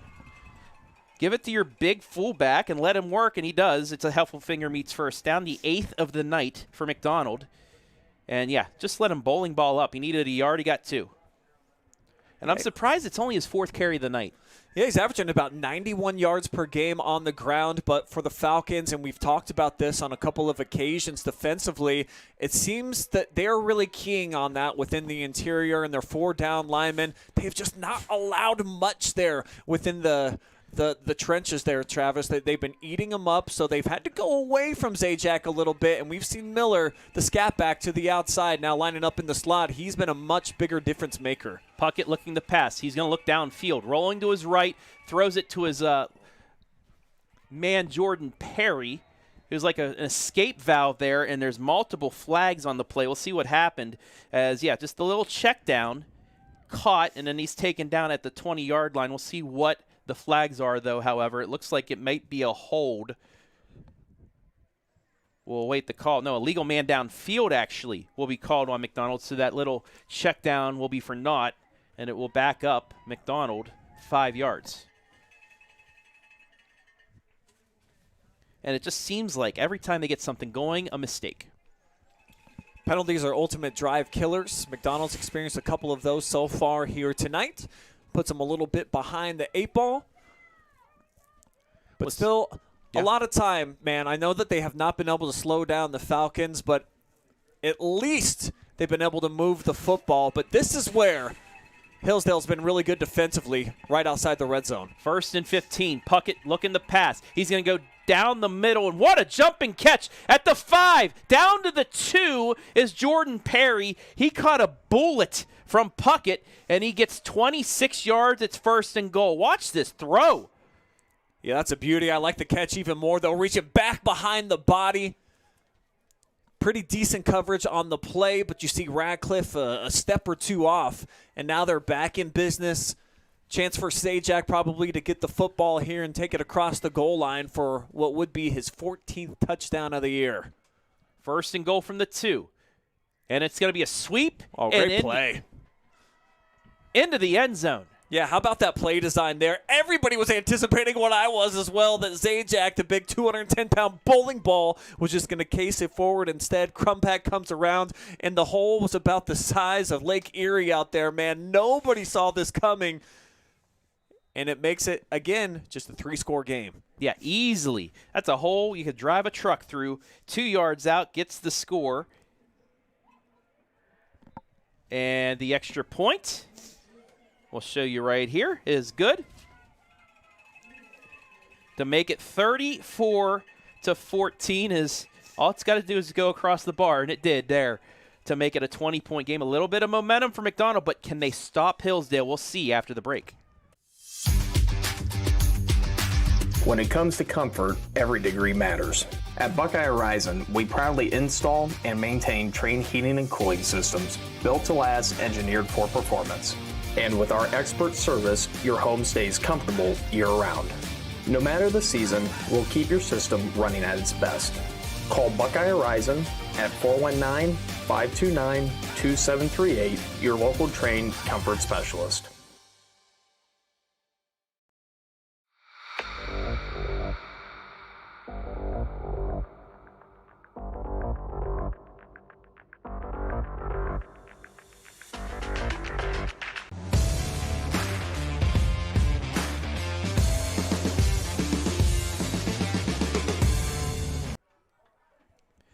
Back here at New Philly is Hayden McFadden.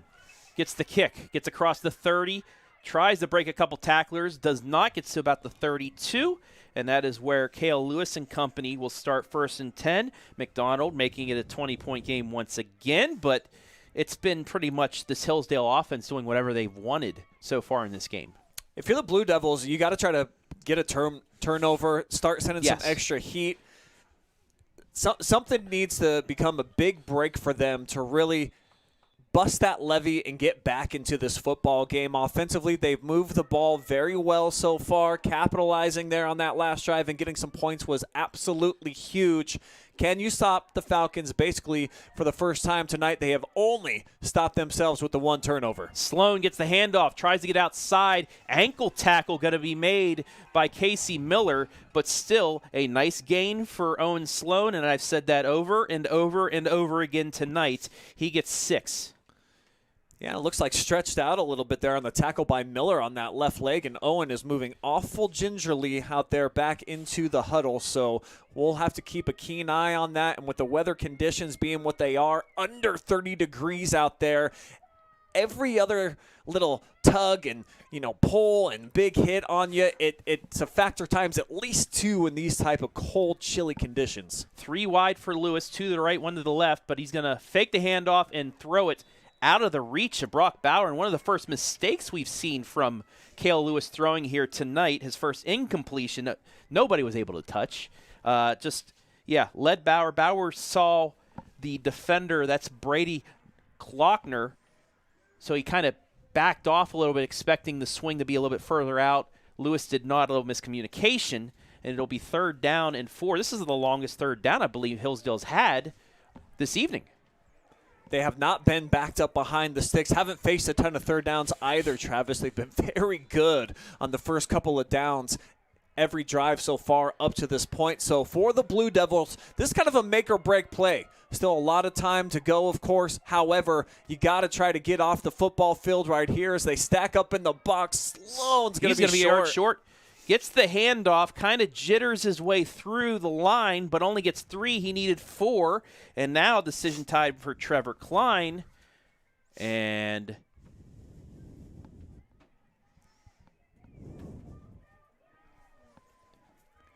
I think. As There's well, still if they've plenty, been blocking there's plenty up of front. time, yeah. There's plenty of time on the play clock. It looks like they're going to go for it. I would normally question this, but they have just been killing it at the point of attack here tonight. So this is one of those where you tell your big fellas, come on, let's go get one right here, just 1 yard, keep the offense on the field. Lewis takes the snap, hands it off to Sloan. He didn't get it. He's going to be short. He went off to the right side, and McDonald was there. It's a turnover on downs. There's a little life for McDonald at the Hillsdale 37, and it was Crumpack that got in there and wrapped up Sloan before he could get the yard to gain. We do have a McDonald player down right now, but that's a big stop for McDonald, down 3 scores. Yeah, show it to me one more time. Yes, I want to give some love to Quinn Schmidt as well. He gets blocked here on the edge, but he's able to slip off of it just enough to help out the defensive back here off the blitz. Here he is, number 18. Boom. Yeah. And that able to turn Sloan back sideways. Owen, normally we've seen him. He can lunge. He can move. He could put the football out in front. Might have been able to get the first down, if not for that extra effort there for number 18. And now we've got a football game. Now you've got your first stop officially here defensively, and can the pendulum of momentum swing enough in McDonald's favor, as there's a big applause out there for Amari Correal, who's up and off of the field. Big fella, they're going to need him here in the second half, 325-pounder in the middle. Yeah, he's a first-team all-district offensive lineman for them, so immediately right now. Hopefully he can shake it off here in a play or two, but McDonald's offense is about to come right back out here. 4:42 left, down 3 scores, but they have prime positioning here at the Hillsdale 39. Like we said, though, I don't mind the call by Trevor Klein, because if you get that first down, you could probably run this down to the end of the quarter. They haven't stopped you yet. That was no gain. There has yet to be a negative play. Wow. Other than the interception by Hillsdale tonight. So I see what they were going with, and I'm fine with it. However, McDonald up for the task. And Kyle Puckett, let's see if he's up for the task. Show me something here, buddy. You want to be the co-district player of the year. Now you've got the football back. You've got momentum on your side. Fans are going nuts here in this state Final Four game. See what he comes out and does here on first down. Back to pass. Getting rushed, though. Wrapped up down at midfield. Huge loss. Karsten Stevens again gets him, and it'll be a loss of 11. This guy has been a dog all night up front. He is eating too, filling up that dish for the second time. Get this man a bone. Love what we're seeing from him up front. Third time he's gotten to the quarterback. He almost had another one earlier in the game as well. Big-time difference maker at this point in the game. Officially a loss of 10. It's second down and 20. And Mr. Stevens says, hey, Mr. Sloan, Mr. Lewis, I got you here. We'll get you the ball back quick. We'll see if that pans out. It's going to be a quick pass right side to Miller. Miller on the swing gets almost the yardage back from the sack. Gets about 7 there. It'll be third down and about 13. So gets a little bit of the yardage back. 2 down territory. So you don't have to overextend here offensively. Probably putting together a call that can get you between 5 to 8 yards right here for this McDonald offense. Falcon fans get loud once again. The stands here in the visitor's side of Woody Hayes Quaker Stadium packed. Puckett rolling to his left, looking to pass, runs up into the end. Picked off. He ran towards the line of scrimmage, let it go, and Aiden Hoffman there for the interception, and defense picks up the offense. They got the ball back. He just stepped right in front of Perry. I don't even think he stepped in front of him. That's just a poor decision there by the senior quarterback. Just his third interception of the season, his 6th interception of the season, Travis. Moving to his left, shuffles the pocket, and that's just put right into the chest of Hoffman. Right place, right time, but you got to come up with the catch. That's exactly what number 7 did to flip the script again here in the Falcons' favor. First and 10 Falcons from the 32. Fakes the handoff. It's a sweep left side to Bauer. Bauer gets a hole. Bauer gets up near the 40. They'll give him he's still in a pile. They'll give him the 38, so 6 yards on that carry. It'll be second down. And just the movement, the motion of Hillsdale's throwing McDonald off. Bauer, too, with some powerful running. His last few carries, it's taken an army to bring him down. That interception was, it was so big for Hillsdale. It kind of caught me off guard that he was so open on the other end. Hoffman, it was like he was the wide receiver there for him. It was that wide. Completely threw us off. Yeah, ill-advised there by Puckett as we detailed. And now the Blue Devils defense. Stretch play, the Sloan gets back into the middle. He gets the first down. 6 yards on the carry out to the 45. It's another Heffelfinger meets first down and 10. And Sloan, I mean, this offensive line, can't say enough about them, too, just opening up big, gaping holes. And it feels, too, like for the defense for McDonald, you come out, you make the stop, you get the fourth down, the turnover on downs, and then all of a sudden, it's kind of a deflating moment there when your offense a couple of plays later gives it back. And so for Hillsdale here, this is a chance to really just kind of ice out the game. Drive down here and get a score. And it's going to be real tough, but speaking of tough, how about that hit? Perry! Woo! Right in the face of Knox Lewis. Kale throws it to his brother on the swing pass, and he was immediately met. I'm surprised he kept on to the hold of the ball, but Perry taking out some aggression there. It's officially a gain of 1, 2nd down and 9. Knox Lewis, such a tough kid. I think he probably had something to say. He popped up immediately. He almost wanted to say, "That's all you got? Seriously, Mr. Perry?" I didn't drop it. I got a gain of 1. 2nd and 9. 80 seconds left here, third quarter.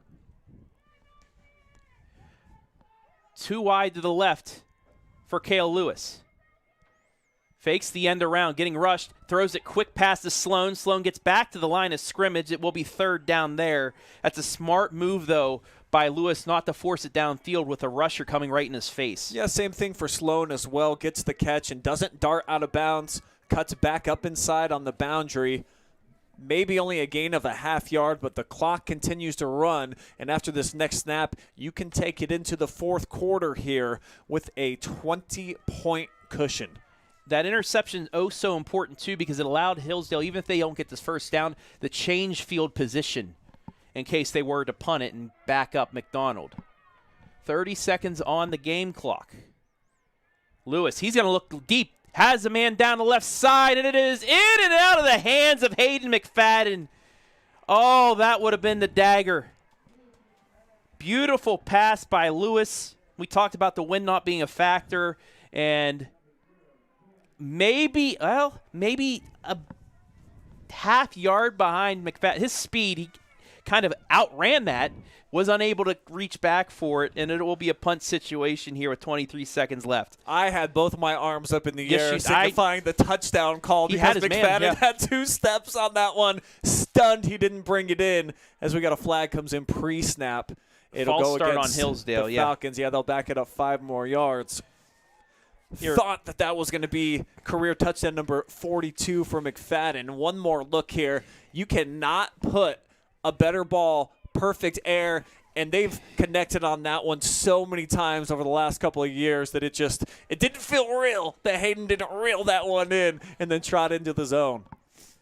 So it will be a punting situation here for the Falcons. Kale awaiting the snap as the referee's trying to get 22 seconds on the clock.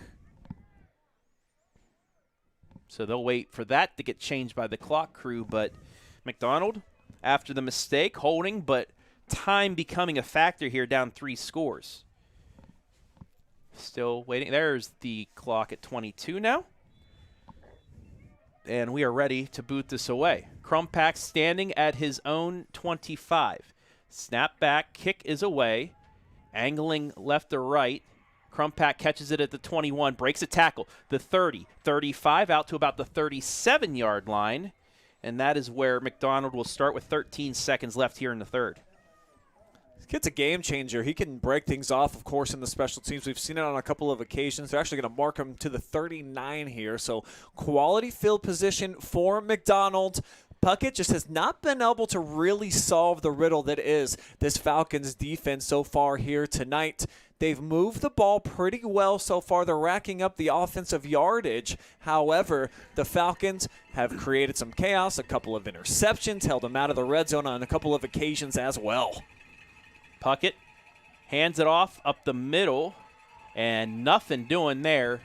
Maybe 1 yard on the carry, but Miller unable to get anything going on that. And that will end the third quarter. Stick up the fours, Jeromesville.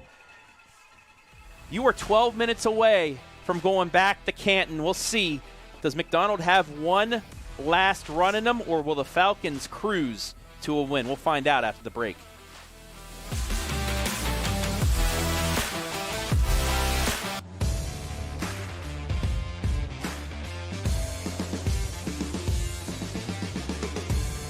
At Stoops Painting, we pride ourselves on quality work and attention to detail. We handle interior and exterior projects and always go the extra mile to ensure satisfaction.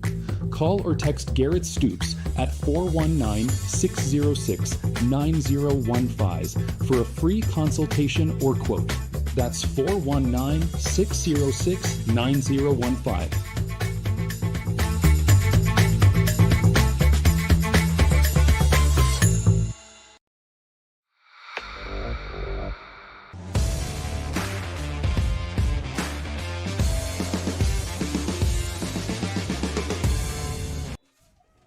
What time is it, Mr. Skoronsky?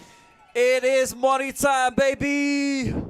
12 minutes away for the Falcons between them and back-to-back state championship appearances. Who will they play? Well, we don't know. St. Henry 13, Grove 10 at the end of 3, but Columbus Grove is driving, as I'm looking at the folks from the Lima News on the X or Twitter or whatever you want to say that social media thing is, but that game's still in question. This one, maybe not, but McDonald still has something to say. If they can get a quick score here, get it to 2 possessions, you never know what could happen.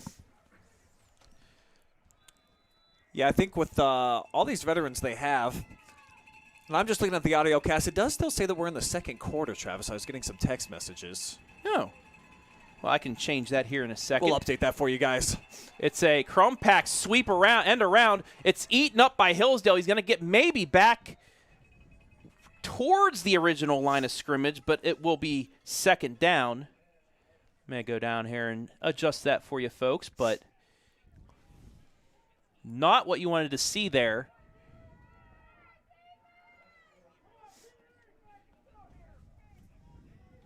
So it'll be second down and 14 after the loss of 4 by Crumpack.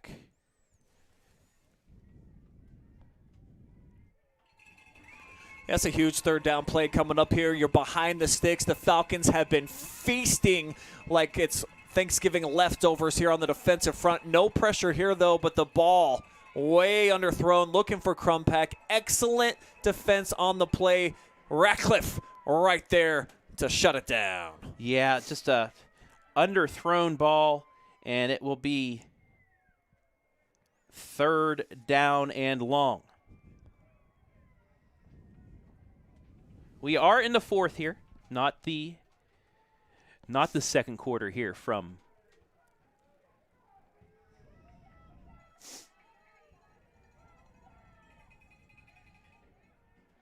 there we go.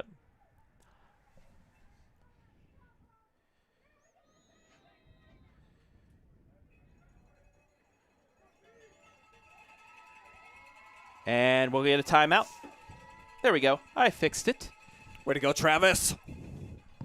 All right, just letting all of our other crews know. I noticed that we're in the second quarter everywhere, even though we're actually in fourth quarter. So just wanted to make sure that you guys are following along live and free. We wish we didn't have to do this, but those Spectrum folks and their fancy exclusive rights. But, man, what a game that we've had here. We've had a bit of everything. And it's kind of a reverse role for McDonald from a week ago when they finally got over the hump. They were 0-6 against Mogador in the playoffs. They had been owned in that head-to-head. But in that game, they scored on the first drive that they had in the game. They scored coming out in the second half, and they answered the 2 touchdown drives that were put together by the Cats in that game. It's the exact opposite storyline so far here tonight. It has been Hillsdale that's been able to score basically at will. Blue Devils getting it going a bit, though, here defensively right now. But you got to pick up this 4th and 14, or the lights might be going out for the night in the season. Huge play coming up. Snap back, Puckett looking right side. It's deflected, incomplete. Hillsdale takes over. Didn't even get past the line of scrimmage on the throw as it was knocked down, and the Falcons take it over. We'll see who had the deflection. And actually nobody. It was just a lame duck. Slipped out of his hands. So the Falcons, a chance to really put this game on ice with this possession all the way down already at the McDonald 35. Yeah, that's a huge play right there, and it possibly could have been an outstretched arm there of Knox Lewis that got a little paw on it. The deflection almost ended up in the hands of Brady Heller. However, phenomenal field position here for the Falcons from the 35-yard line. You can start salting this away right now here, picking up a couple of first downs, moving the football, and Sloan, that's what they're going to do with a big first down run. Owen Sloan. I mean, this is the guy that's going to take you to the promised land. He gets 8 yards on that carry as he's approaching 200 for the night. Again, this could be this would be the third consecutive game of 200 yards rushing for the all-time record holder. And 2 carries ago, he goes over 5,000 yards for his career. Not quite Derrick Henry territory and the all-time leader in the history of the country, but that's just crazy numbers right there when you consider that you just get about, 12, 13 games if you're lucky. But for these Falcons, it's been a whole lot more than that here these last couple of years, looking to move into Week 16 for the second consecutive season. And they're going to be about a yard and a half shy here of the first down on the second down stop. Yeah, Sloan got a yard out of it. He is over 200 yards again. He's at 207, I believe, at least from my numbers right now. But the third consecutive game in the postseason, don't remember quite what his numbers were against Canton Valley, but he's just doing it in the biggest of stages so far. He has one more stage, though, to show out on, and that's going to be next week. Third and 1 for the Falcons. It's going to be a pitch left to Sloan. Cuts back, has the first down. 25, cuts back at the 20. Taken down at the 18-yard line. That's going to be a 9-yard carry. It's going to be a Heffelfinger meets first down, and the ones watching the game, watch this. Whoop! Yeah, good stuff. Driving back into the red zone here for the Falcons. Consecutive carries here for Sloan, 3 in a row. Got him back in business as the clock melting away, burning down under 10 minutes to go. And you can start to feel it just a little bit here. You talked about the big stage and what lies ahead. Only one more week remaining in the high school football season. They wanted this journey. They've been talking about it since they lost in the state championship game last December. And they're right here on the precipice with Sloan getting his 4th straight carry and diving forward out near the 11-yard line. Yeah, just took it off to the left side once again. Gets down close to the 10-yard line. It'll be second down and short, and all this is doing, positive yards, running time off the clock, and setting up what is probably going to be the game-clinching score. Gain of 6, second and 4. They can get a first down at the 8-yard line. 9 minutes left here from New Philadelphia. Split wide receivers for Lewis. Sloan once again in the backfield right behind him. It'll be a handoff to Owen. Left side gets a hole for a second. It's eaten up, but he stays on his feet to get enough for a first down at the 6. Yeah, he just ran right through Miller. It looked like he was going to get stacked up, brought down, but the engine always revving, moving, grinding forward out to that 6-yard line, setting up a first down and goal here for the Falcons, and the clock continuing to move. And smart by Trevor Klein and Cale Lewis, too. They're letting the clock get down to about 6 seconds as well. Officially at the 7-yard line, first and goal.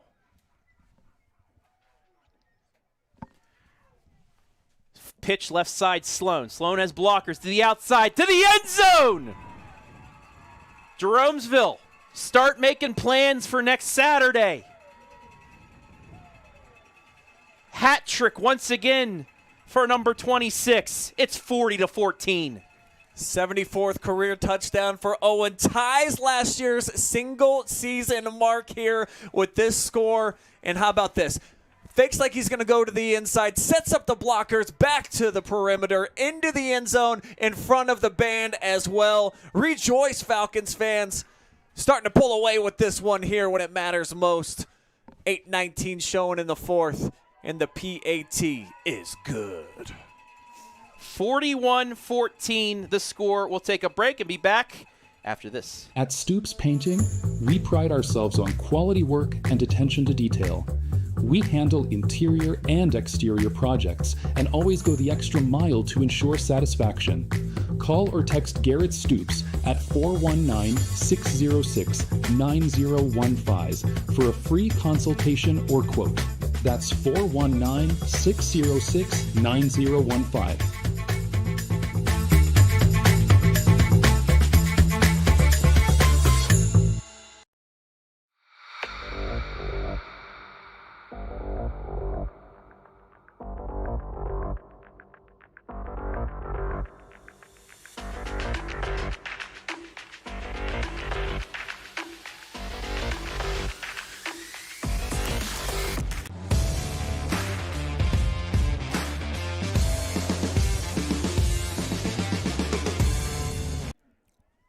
Owen Sloan's third score of the game gets Hillsdale back over 40 once again. They lead at 41-14. As McFadden pumped up, gets that over the head of Crumpack. Had to go all the way back to his 5 to get that. Doesn't get to the 20, but a flag is on the play. We'll see what that is, but now McDonald's going to need crazy things to happen if they want to keep their season alive, because Hillsdale's got this one in hand. 8th time this season they've been over 40 points. Insult to injury. It's a holding penalty. McDonald's going to be backed up there after the short return. And it just has not been their night here against the number 5 team in the state. The Blue Devils look like they might be a team of destiny. First Final Four since 1994 in their 100th season, and they just had all the makings of some great storylines, and capping it off with a trip back to Canton.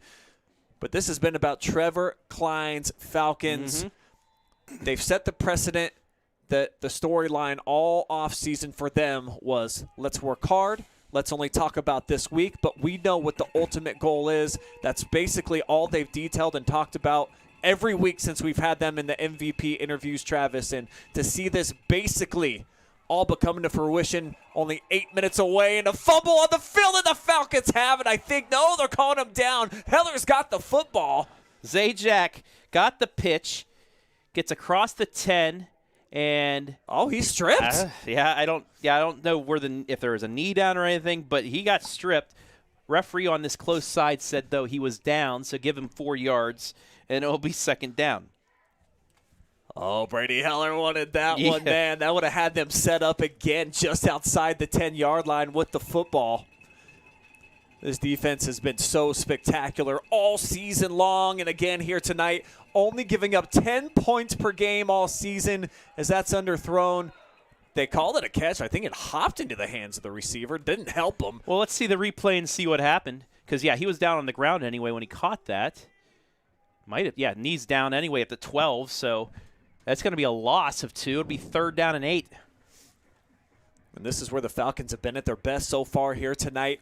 Passing situations for Kyle Puckett, where they've been anything beyond 6 or 7 yards, Travis, and that's where the Falcons have certainly, they've stirred up a lot of chaos so far defensively up front, and then with the multitude of turnovers they've created in the secondary now. 3rd and long, 6:45 left. It's going to be a pitch. It's going to be a halfback toss. Ball's in the air. Man's open. Bobbled it. It was in and out of the hands. It will be 4th down. He had it, but was unable to bring it in.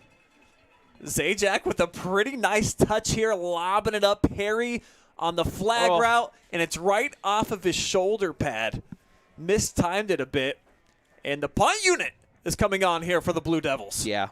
Throwing in the white flag. So here's a stat that you'll probably find very intriguing. Hillsdale's only had 1 fumble recovery officially on the season. That could have matched their season total right there, but nonetheless they get the stop, they'll get the ball back, and it'll be, well, we'll see. Does Trevor Klein give his backups a chance to play in a state semifinal up big with 6.5 minutes? We'll have to find out here. Punts away. It's not going to get to midfield as it takes a right at Albuquerque and stops at the 46. So the Falcons, 1st and 10. Well, I think it's the right move. The game's in hand. It's all but over. The white flag has been raised over on the opposite side by your opponent. There is no need to send Owen Sloan, Kale Lewis, Hayden McFadden, and the boys back out there. It does look like their day is done. High fives and hand claps all the way around, and it's just impossible not to feel just so happy for this Falcons team and this group of seniors. Throw Kale in there, of course, as well. He's been the leader for them, and it looks like he's going to continue to captain the ship out here offensively. Reed Major will now come in for the Falcons to run the ball. On the season for Major, 46 yards on 7 carries and a touchdown for him. But he will get a chance to get some time in a state semifinal. Also, Aiden Hoffman, who just got the handoff, left side, 45-40, 35-30, has one man to beat, still on his feet, finally out of bounds at the 20-yard line. And Aiden Hoffman, who has a pick tonight, now gets a rush for a big gain. Yeah, it's going to officially be a 26-yard pickup all the way down to the red zone, and that has been the winning formula tonight for the Falcons. They have got explosive plays from a handful of different guys. Pretty much everything that they have called tonight has worked out to perfection. So you really got to credit, A, the coaching staff, but B, the players stepping up. When they've had their opportunities, we've called a few names and numbers that have not had big seasons until tonight. Hoffman, again, with the carry. 15 down to the 12-yard line. Clock continues the run. He gets himself about 8 yards. And Hoffman just continues to run. He has about the same amount of yardage as Major coming into this game. But give him 8 more. And nearly guy, up to his mark already for the season in 2 runs. Another guy, just like we saw earlier in the game off of the touchdown catch for Saylor, that you're just not game planning for. You're not quite ready for somebody to have a burst like that, like we just saw from Hoffman, as the Falcons are lined up, and they're going to let the play clock slide down all the way to 6 before they take the snap. Sweep to Hoffman, gets to the 10-yard line. He gets a first down. Needed 3, he got 3, and another Heffelfinger meets first down, the 16th for the Falcons. As now, this could be a big score too, because it would be another running clock for the Falcons, in a running clock in a state semifinal at that. Yeah, really their only test that they've had during this postseason. Last week, regional championship, in that rematch against the Danville Blue Devils, had to pull out a 5-point victory. Other than that, 48-7, Sims Valley, no problem. 63-6 over Canton Valley to start off their postseason journey. Hoffman, another sweep, gets maybe a yard or 2. It'll be second down, but that clock running under 5 minutes now. And if you're Kel Lewis, you got to take a page out of Joe Burrow's book from last night, where you're just telling your guys, hey, lots of time out there, and you're literally counting down the seconds on the play clock. No sense in snapping it anywhere before at least 5 seconds. So veteran move out there by Kale, just milking away this clock, and you can start to smell it a little bit, man. Those tickets to Canton getting even closer. 2:35 is the unofficial mark for Owen Sloan tonight with 3 touchdowns. Aiden Hoffman looking to get in the end zone. He gets the sweep, cuts it back up the middle, still on his feet, getting pushed, and gets down to about the 5-yard line. They'll give him the 6. It'll be 3rd and goal from the 6. 2 yards on the carry there. And the Falcons have just had a little bit of extra it factor so far here tonight. Just little plays like that, just driving the pile a little bit, allowing your big fellas to feel like they're having huge impact, even though it's a minimal gain. That's been the team concept so far here tonight for the Falcons since the very first play where Owen Sloan got ghost for, what was it, a 78-yard touchdown 79, run to set the stage. And ever since then, it's just not slowed down. This offense has been dynamic from the opening snap. It's a sweep this time. It's Major. Major right side, cutting it, gets towards the end zone. He'll be down at the 1. It'll be a gain of 7. For Reed Major. Major with his 8th carry of the season. He's over 50 yards. Does have a rushing touchdown. And down here inside of the 1, this might be Kel Lewis, maybe, on a quarterback keeper. I would not risk the chance of a rolled ankle or anything on that. Give it to one of the backups. Give it to Hoffman or Major. Hey, I scored in the state semi. Something like that. I would not risk, though, on a keeper unless he calls his own number then, But Kale's coming over to the sideline. They're going to talk it over, let the clock run down to 1 second, and Trevor Klein's going to waste his first time out of the night. And while we have a moment, that'll allow us to thank our sponsors one more time here tonight, providing the AUDIOCAST and us here. Brian, you go ahead. Yeah, I just want to thank all the amazing sponsors that work with us for Hillsdale Athletics, because without them, we're not here providing you live and free coverage. So shout out to Crystal Sloan, the whole gang over there at Sloan Concrete. They are a locally owned and operated company since 2005. They do both decorative and standard concrete services for the local area. Congratulations, 20 years in business. The AMVETS, a nonprofit organization serving veterans and community, they would like to wish the Falcons the best of luck this season. Simonson Construction Services, Inc., from concept to completion, they can make it happen. Give them a call. Check them out. The website listed down in the description below. Heffelfinger's Meats, Inc., out of Dromesville, established way back in 1934, specializing in retail and wholesale beef and pork. Contact him. Give him a call. Probably not at work right now. Probably everybody's out here at the game, but it's 419-368-7131.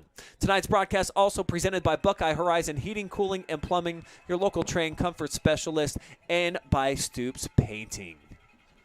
Love you guys. Appreciate you. 4th and goal, handoff. Hoffman met in the backfield. He's still rolling. He's still on his feet, trying to get the end zone. He does not. It's a turnover on downs. McDonald at least keeps Hillsdale out of the end zone and keeps from a running clock, but now they have to go 99 yards and 2:32 to at least get onto the board. Also want to thank Truly Inspired Paper Company, Zach Truax and Company. Yeah, shout out to my boy ZT, the playoff voice of the Falcons last year, their good luck charm, helping them along the way to Canton, and we've allowed the golden pipes of Mr. Berardi be the legacy builder here for the Falcons have my this year. ticket punched to Canton next Saturday morning, 10:30. Yeah, pretty convenient drive for you. Absolutely, being in Massillon, it's about a 20-minute drive. Let's see if we can get a score from. Nope, still last check, 13-10 St. Henry over Columbus Grove. And I tell you what, I think the Falcons would love an opportunity to go head-to-head with against the MAC team? Yeah. Well, we have 2 squads playing for a state championship. Shelby has a running clock. Wow. Big Walnuts cut the game to 23-15 on Cincinnati Anderson as well. Let's go, B-Dub. Team's coming back. Dude, how about the job that Trevor Klein has done? Oh. Can we talk about that for a moment? Yes. This is about to be win number 71 for my man. He's just in year number 8 with the program, and a kid that was born and raised in the community, coached the middle school teams, came on as an assistant when he was in college, and then just such a young, fresh-faced kid taking over the job in his early 20s. And all he's done, Travis, is go to the playoffs every single season, continuing on the legacy. 10 consecutive playoff appearances now for the Falcons as Miller gets belted here at the end. Took a big pop from Borman, but it looks like he's got a first down carry. But that's an area record, right, for what, Ashland-Massillon area? Yeah, the Ashland area. That, according to Doug Haydett, fantastic writer for the Ashland Source. And he said, he gave me the finger air quotes when he said area for Ashland. But we consider that probably, Ashland, Mapleton, Black River, and Hillsdale. Yeah, Loudonville. Oh, yeah, throwing the birds. Under 90 seconds left. It's a fake. It's going to be a sweep to Miller. Miller still on his feet. Jitterbugging, juking, jiving. Now he has some space. Gets across the 20, up towards the 24. He ran about 30 yards to get 7. It'll be second down. Yeah, that was special. This McDonald community, boy, are they going to miss these seniors that they've had. Miller has been so exciting. Of course, Kyle Puckett had an awesome senior season and just an amazing career to be under center and run that offense for multiple years like he's done. McDonald's had just such a great run here over these last couple of years. No better stretch, though, than this season. And hey, Jack. Yeah. Here's another Huge senior hole. who's going to be lost. And guys like Drew Zajac, that's his first run tonight where he wasn't basically hit at the line of scrimmage. Yeah, getting some extra yardage against the twos from Hillsdale. But, hey, finish off the career with some great yardage here. Clock to 30. They're going to move the sticks. Yeah, it should be the final snap coming up.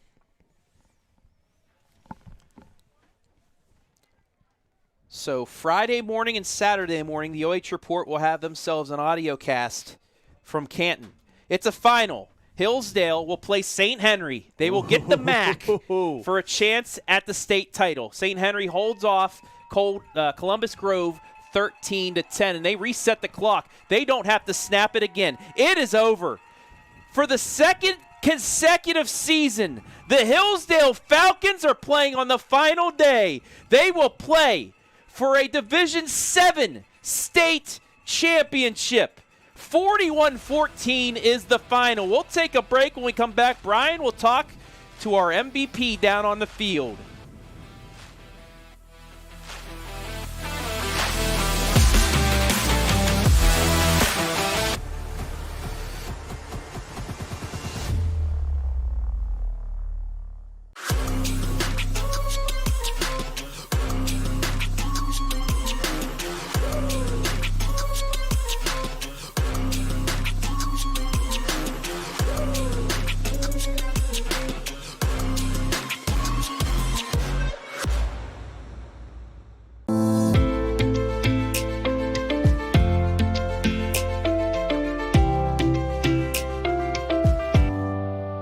At Stoops Painting, we pride ourselves on quality work and attention to detail. We handle interior and exterior projects and always go the extra mile to ensure satisfaction. Call or text Garrett Stoops at 419-606-9015 for a free consultation or quote. That's 419-606-9015.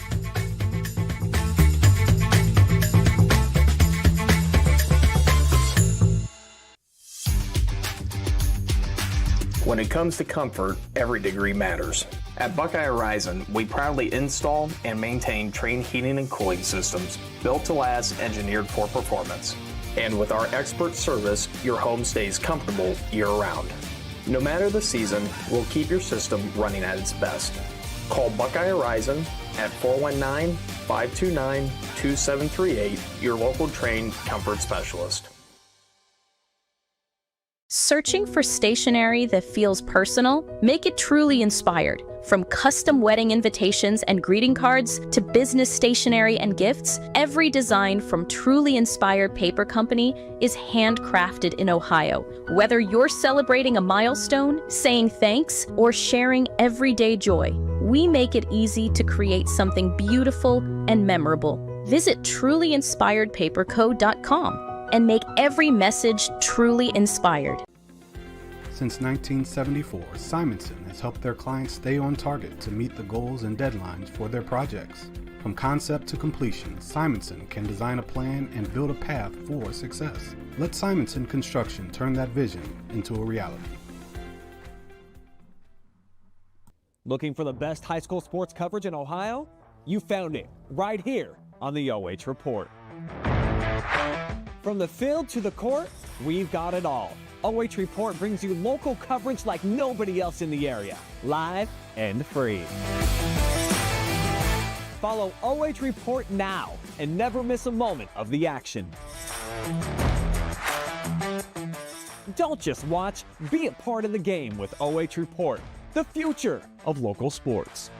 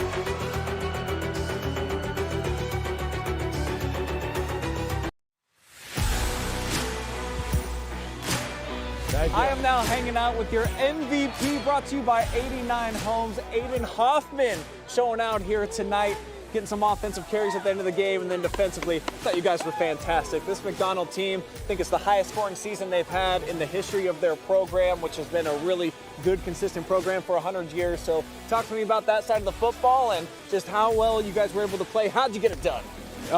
So we knew coming into the game they run the ball.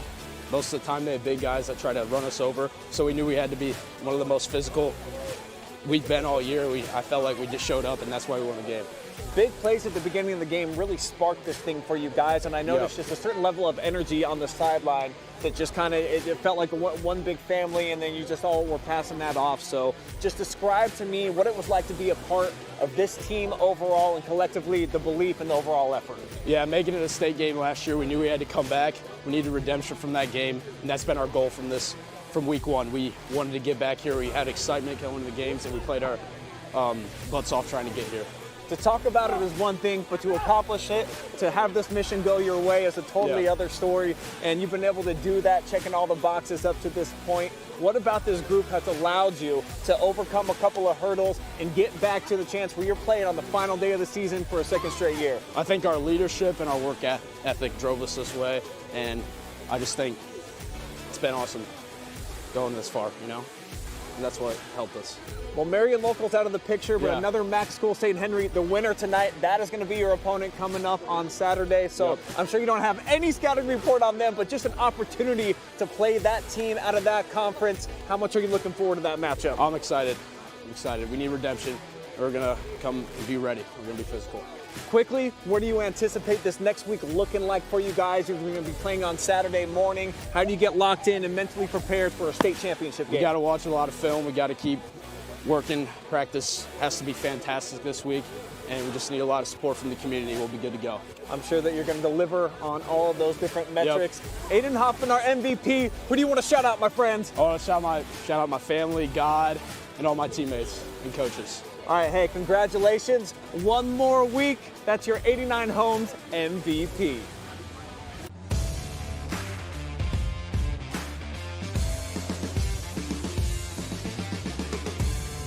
Searching for stationery that feels personal? Make it truly inspired. From custom wedding invitations and greeting cards to business stationery and gifts, every design from Truly Inspired Paper Company is handcrafted in Ohio. Whether you're celebrating a milestone, saying thanks, or sharing everyday joy, we make it easy to create something beautiful and memorable. Visit trulyinspiredpaperco.com and make every message truly inspired.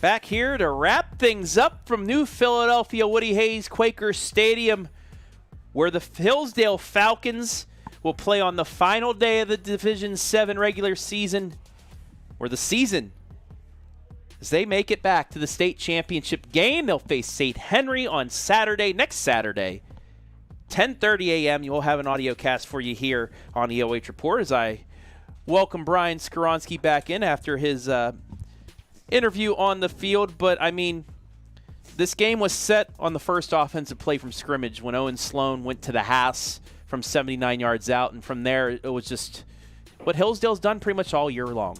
Snowball effect, my friend, and when you got the juice and you capture it, you're able to take it to that next level. And for this Falcons team, they were handing off the torch. Everybody that got it was picking it up and running with it. So it was a total collective team effort. Kale Lewis was awesome. You look at the over 500 yards that they had, and the rushing yards too. Owen Sloan, another impressive performance. He's been our MVP just about every other week so far throughout the course of the season. Easily could have been our pick here tonight. Also, what a special night. What we didn't mention was he's over 2,000 yards for the season now. We did mention that. Did you? Yeah, that's okay. Still, I didn't mention. You did. But he was at 1850 coming into it. 235 on 28 carries and 3 scores. The hat trick. And then 172 of those passing yards were in the first half. They didn't have to pass the ball in the second half. That's, again, the same thing that's happened all year because they've just had such big leads that they haven't needed to go downfield or use those pop passes. And a great night for Kale Lewis. He started off 8 for 8 with 3 touchdown passes, and then the tough interception in the second half. Just a couple little dink passes that weren't to be. But other than that, the one blemish was that turnover, just a little bit under the ball. If we would have got a little bit more on it, it might cleared, and it might have been another touchdown from there. But other than that, just a phenomenal performance on both sides for Hillsdale. McDonald coming in with back-to-back 40-point outputs on offense. They hold them to 14, actually 7, because that 14th point came when this game was already out of hand. And this is a team with a lot of prestige. You're talking about, 4 regional championships, been to the state finals a couple of times, the 100th season of football. So for this Hillsdale team to shut down more or less an offense that has been humming the way that they were all season long, averaging almost 37 points per game during the playoffs and 36 per game overall throughout the course of the entire season coming in here to tonight. I really felt that it was just one of those magical type of evenings. You talk about the first carry and Owen Sloan really just lighting the fuse, but defensively, boy, did they rise to the occasion. Heard from the MVP, Aiden Hoffman, about just how they had such a potent running attack that nobody's really been able to solve that so far this season. Well, they took one of those 2 backs out of the equation here tonight. Zajac, a non-factor. Didn't have his first carry for more than a couple of yards until he went head-to-head with the second unit there on the last drive. So to do that, to have all the turnovers that they had against Puckett as well, I thought that this was arguably the best overall performance that Hillsdale's put together this season given the competition. No, absolutely. It's the number 3 team in the state. They were undefeated, 13-0 coming into this. They had a right to be here as well, but the Falcons showed why they want to get back to Canton. They're now, check it all off the list. The only blemish was the WCAL championship, but that might have even lit a fire under them as well. Maybe. Now they get St. Henry for the great goal of winning a state championship, and we'll have it for you in an audio cast and a highlight afterwards. The audio synced highlights coming back. Let's go, we'll have baby. that for you next Saturday at Canton Hall of Fame Stadium. Hillsdale 13-1. They'll play St. Henry. McDonald finishes the season 13-1. And by the way, we'll have another one because the Shelby Whippets will roll. They'll play Friday morning, and last I checked, it was how's Big Walnut? 29-22, Big Walnut trailing. Down to the last minute. So that's going to come down to the wire. Kirtland's up 49-22, so that one is out of hand. But we'll have at least 2 more teams. We are playing to the final day of the regular season as well, Brian. And I got an opportunity to talk to a couple of parents down there on the field for Hillsdale. They're so geeked up because the message all off season up through now has been, we want to get back. We want to get back. We want to finish things off. We didn't like how last season ended, and as Hoffman detailed for me, it's, that's been the belief that they've had this entire journey up to this point, and all they've done is collect the wins and do everything they needed to do to be back in this position. And this year, they're not going up against a behemoth. It's not David versus Goliath. Nope. St. Henry may be a team that will be favored in that game, but I guarantee you that the Falcons are going to come out there playing for keeps, and it's going to be a very competitive football game coming up next Saturday morning. Cannot wait to be in the house over there in Canton. Well, I cannot wait to get back up to OH Report World Headquarters East in Massillon so I can restream the whole game. Everybody that listened to this, you're going to probably want to watch the big plays that Hillsdale laid off. So we're going to get out of here and get ourselves ready for, well, the game tomorrow. The game. The game. And then I have a game that is the game of the year so far for me in Pittsburgh, the Bills-Steelers game on Sunday, and then we'll be right back to work next week as, well, we get basketball, but we still have 2 football teams remaining. Want to thank everybody that helped make things possible tonight, Mr. Skoronsky. As always, it's a pleasure working with you. Jeremy Peoples. Love you too, Jonathan. Way to go. Yeah, Jeremy Peoples, great camera work upstairs. And then all of our sponsors that have supported the Hillsdale Falcons all year long. You're the best. They are phenomenal people as well. Simonson Construction Services, Sloan Concrete, 89 Homes, Crosby Advisory Group, Heffelfinger Meats, Buckeye Horizon, Truly Inspired Paper Company, and Stoops Painting. I want to thank the fine folks here, New Philadelphia, for hooking us up with a great spot to show the game, as well as the OHSAA for allowing us to bring you this audio cast, as well as the video stream that you're going to be seeing in replay as well. 2 more games left on the docket for the football season. Shelby and Hillsdale, as you take a look one final time at Owen Sloan going 79. For Brian, for Jeremy, I'm Travis saying so long from New Philly.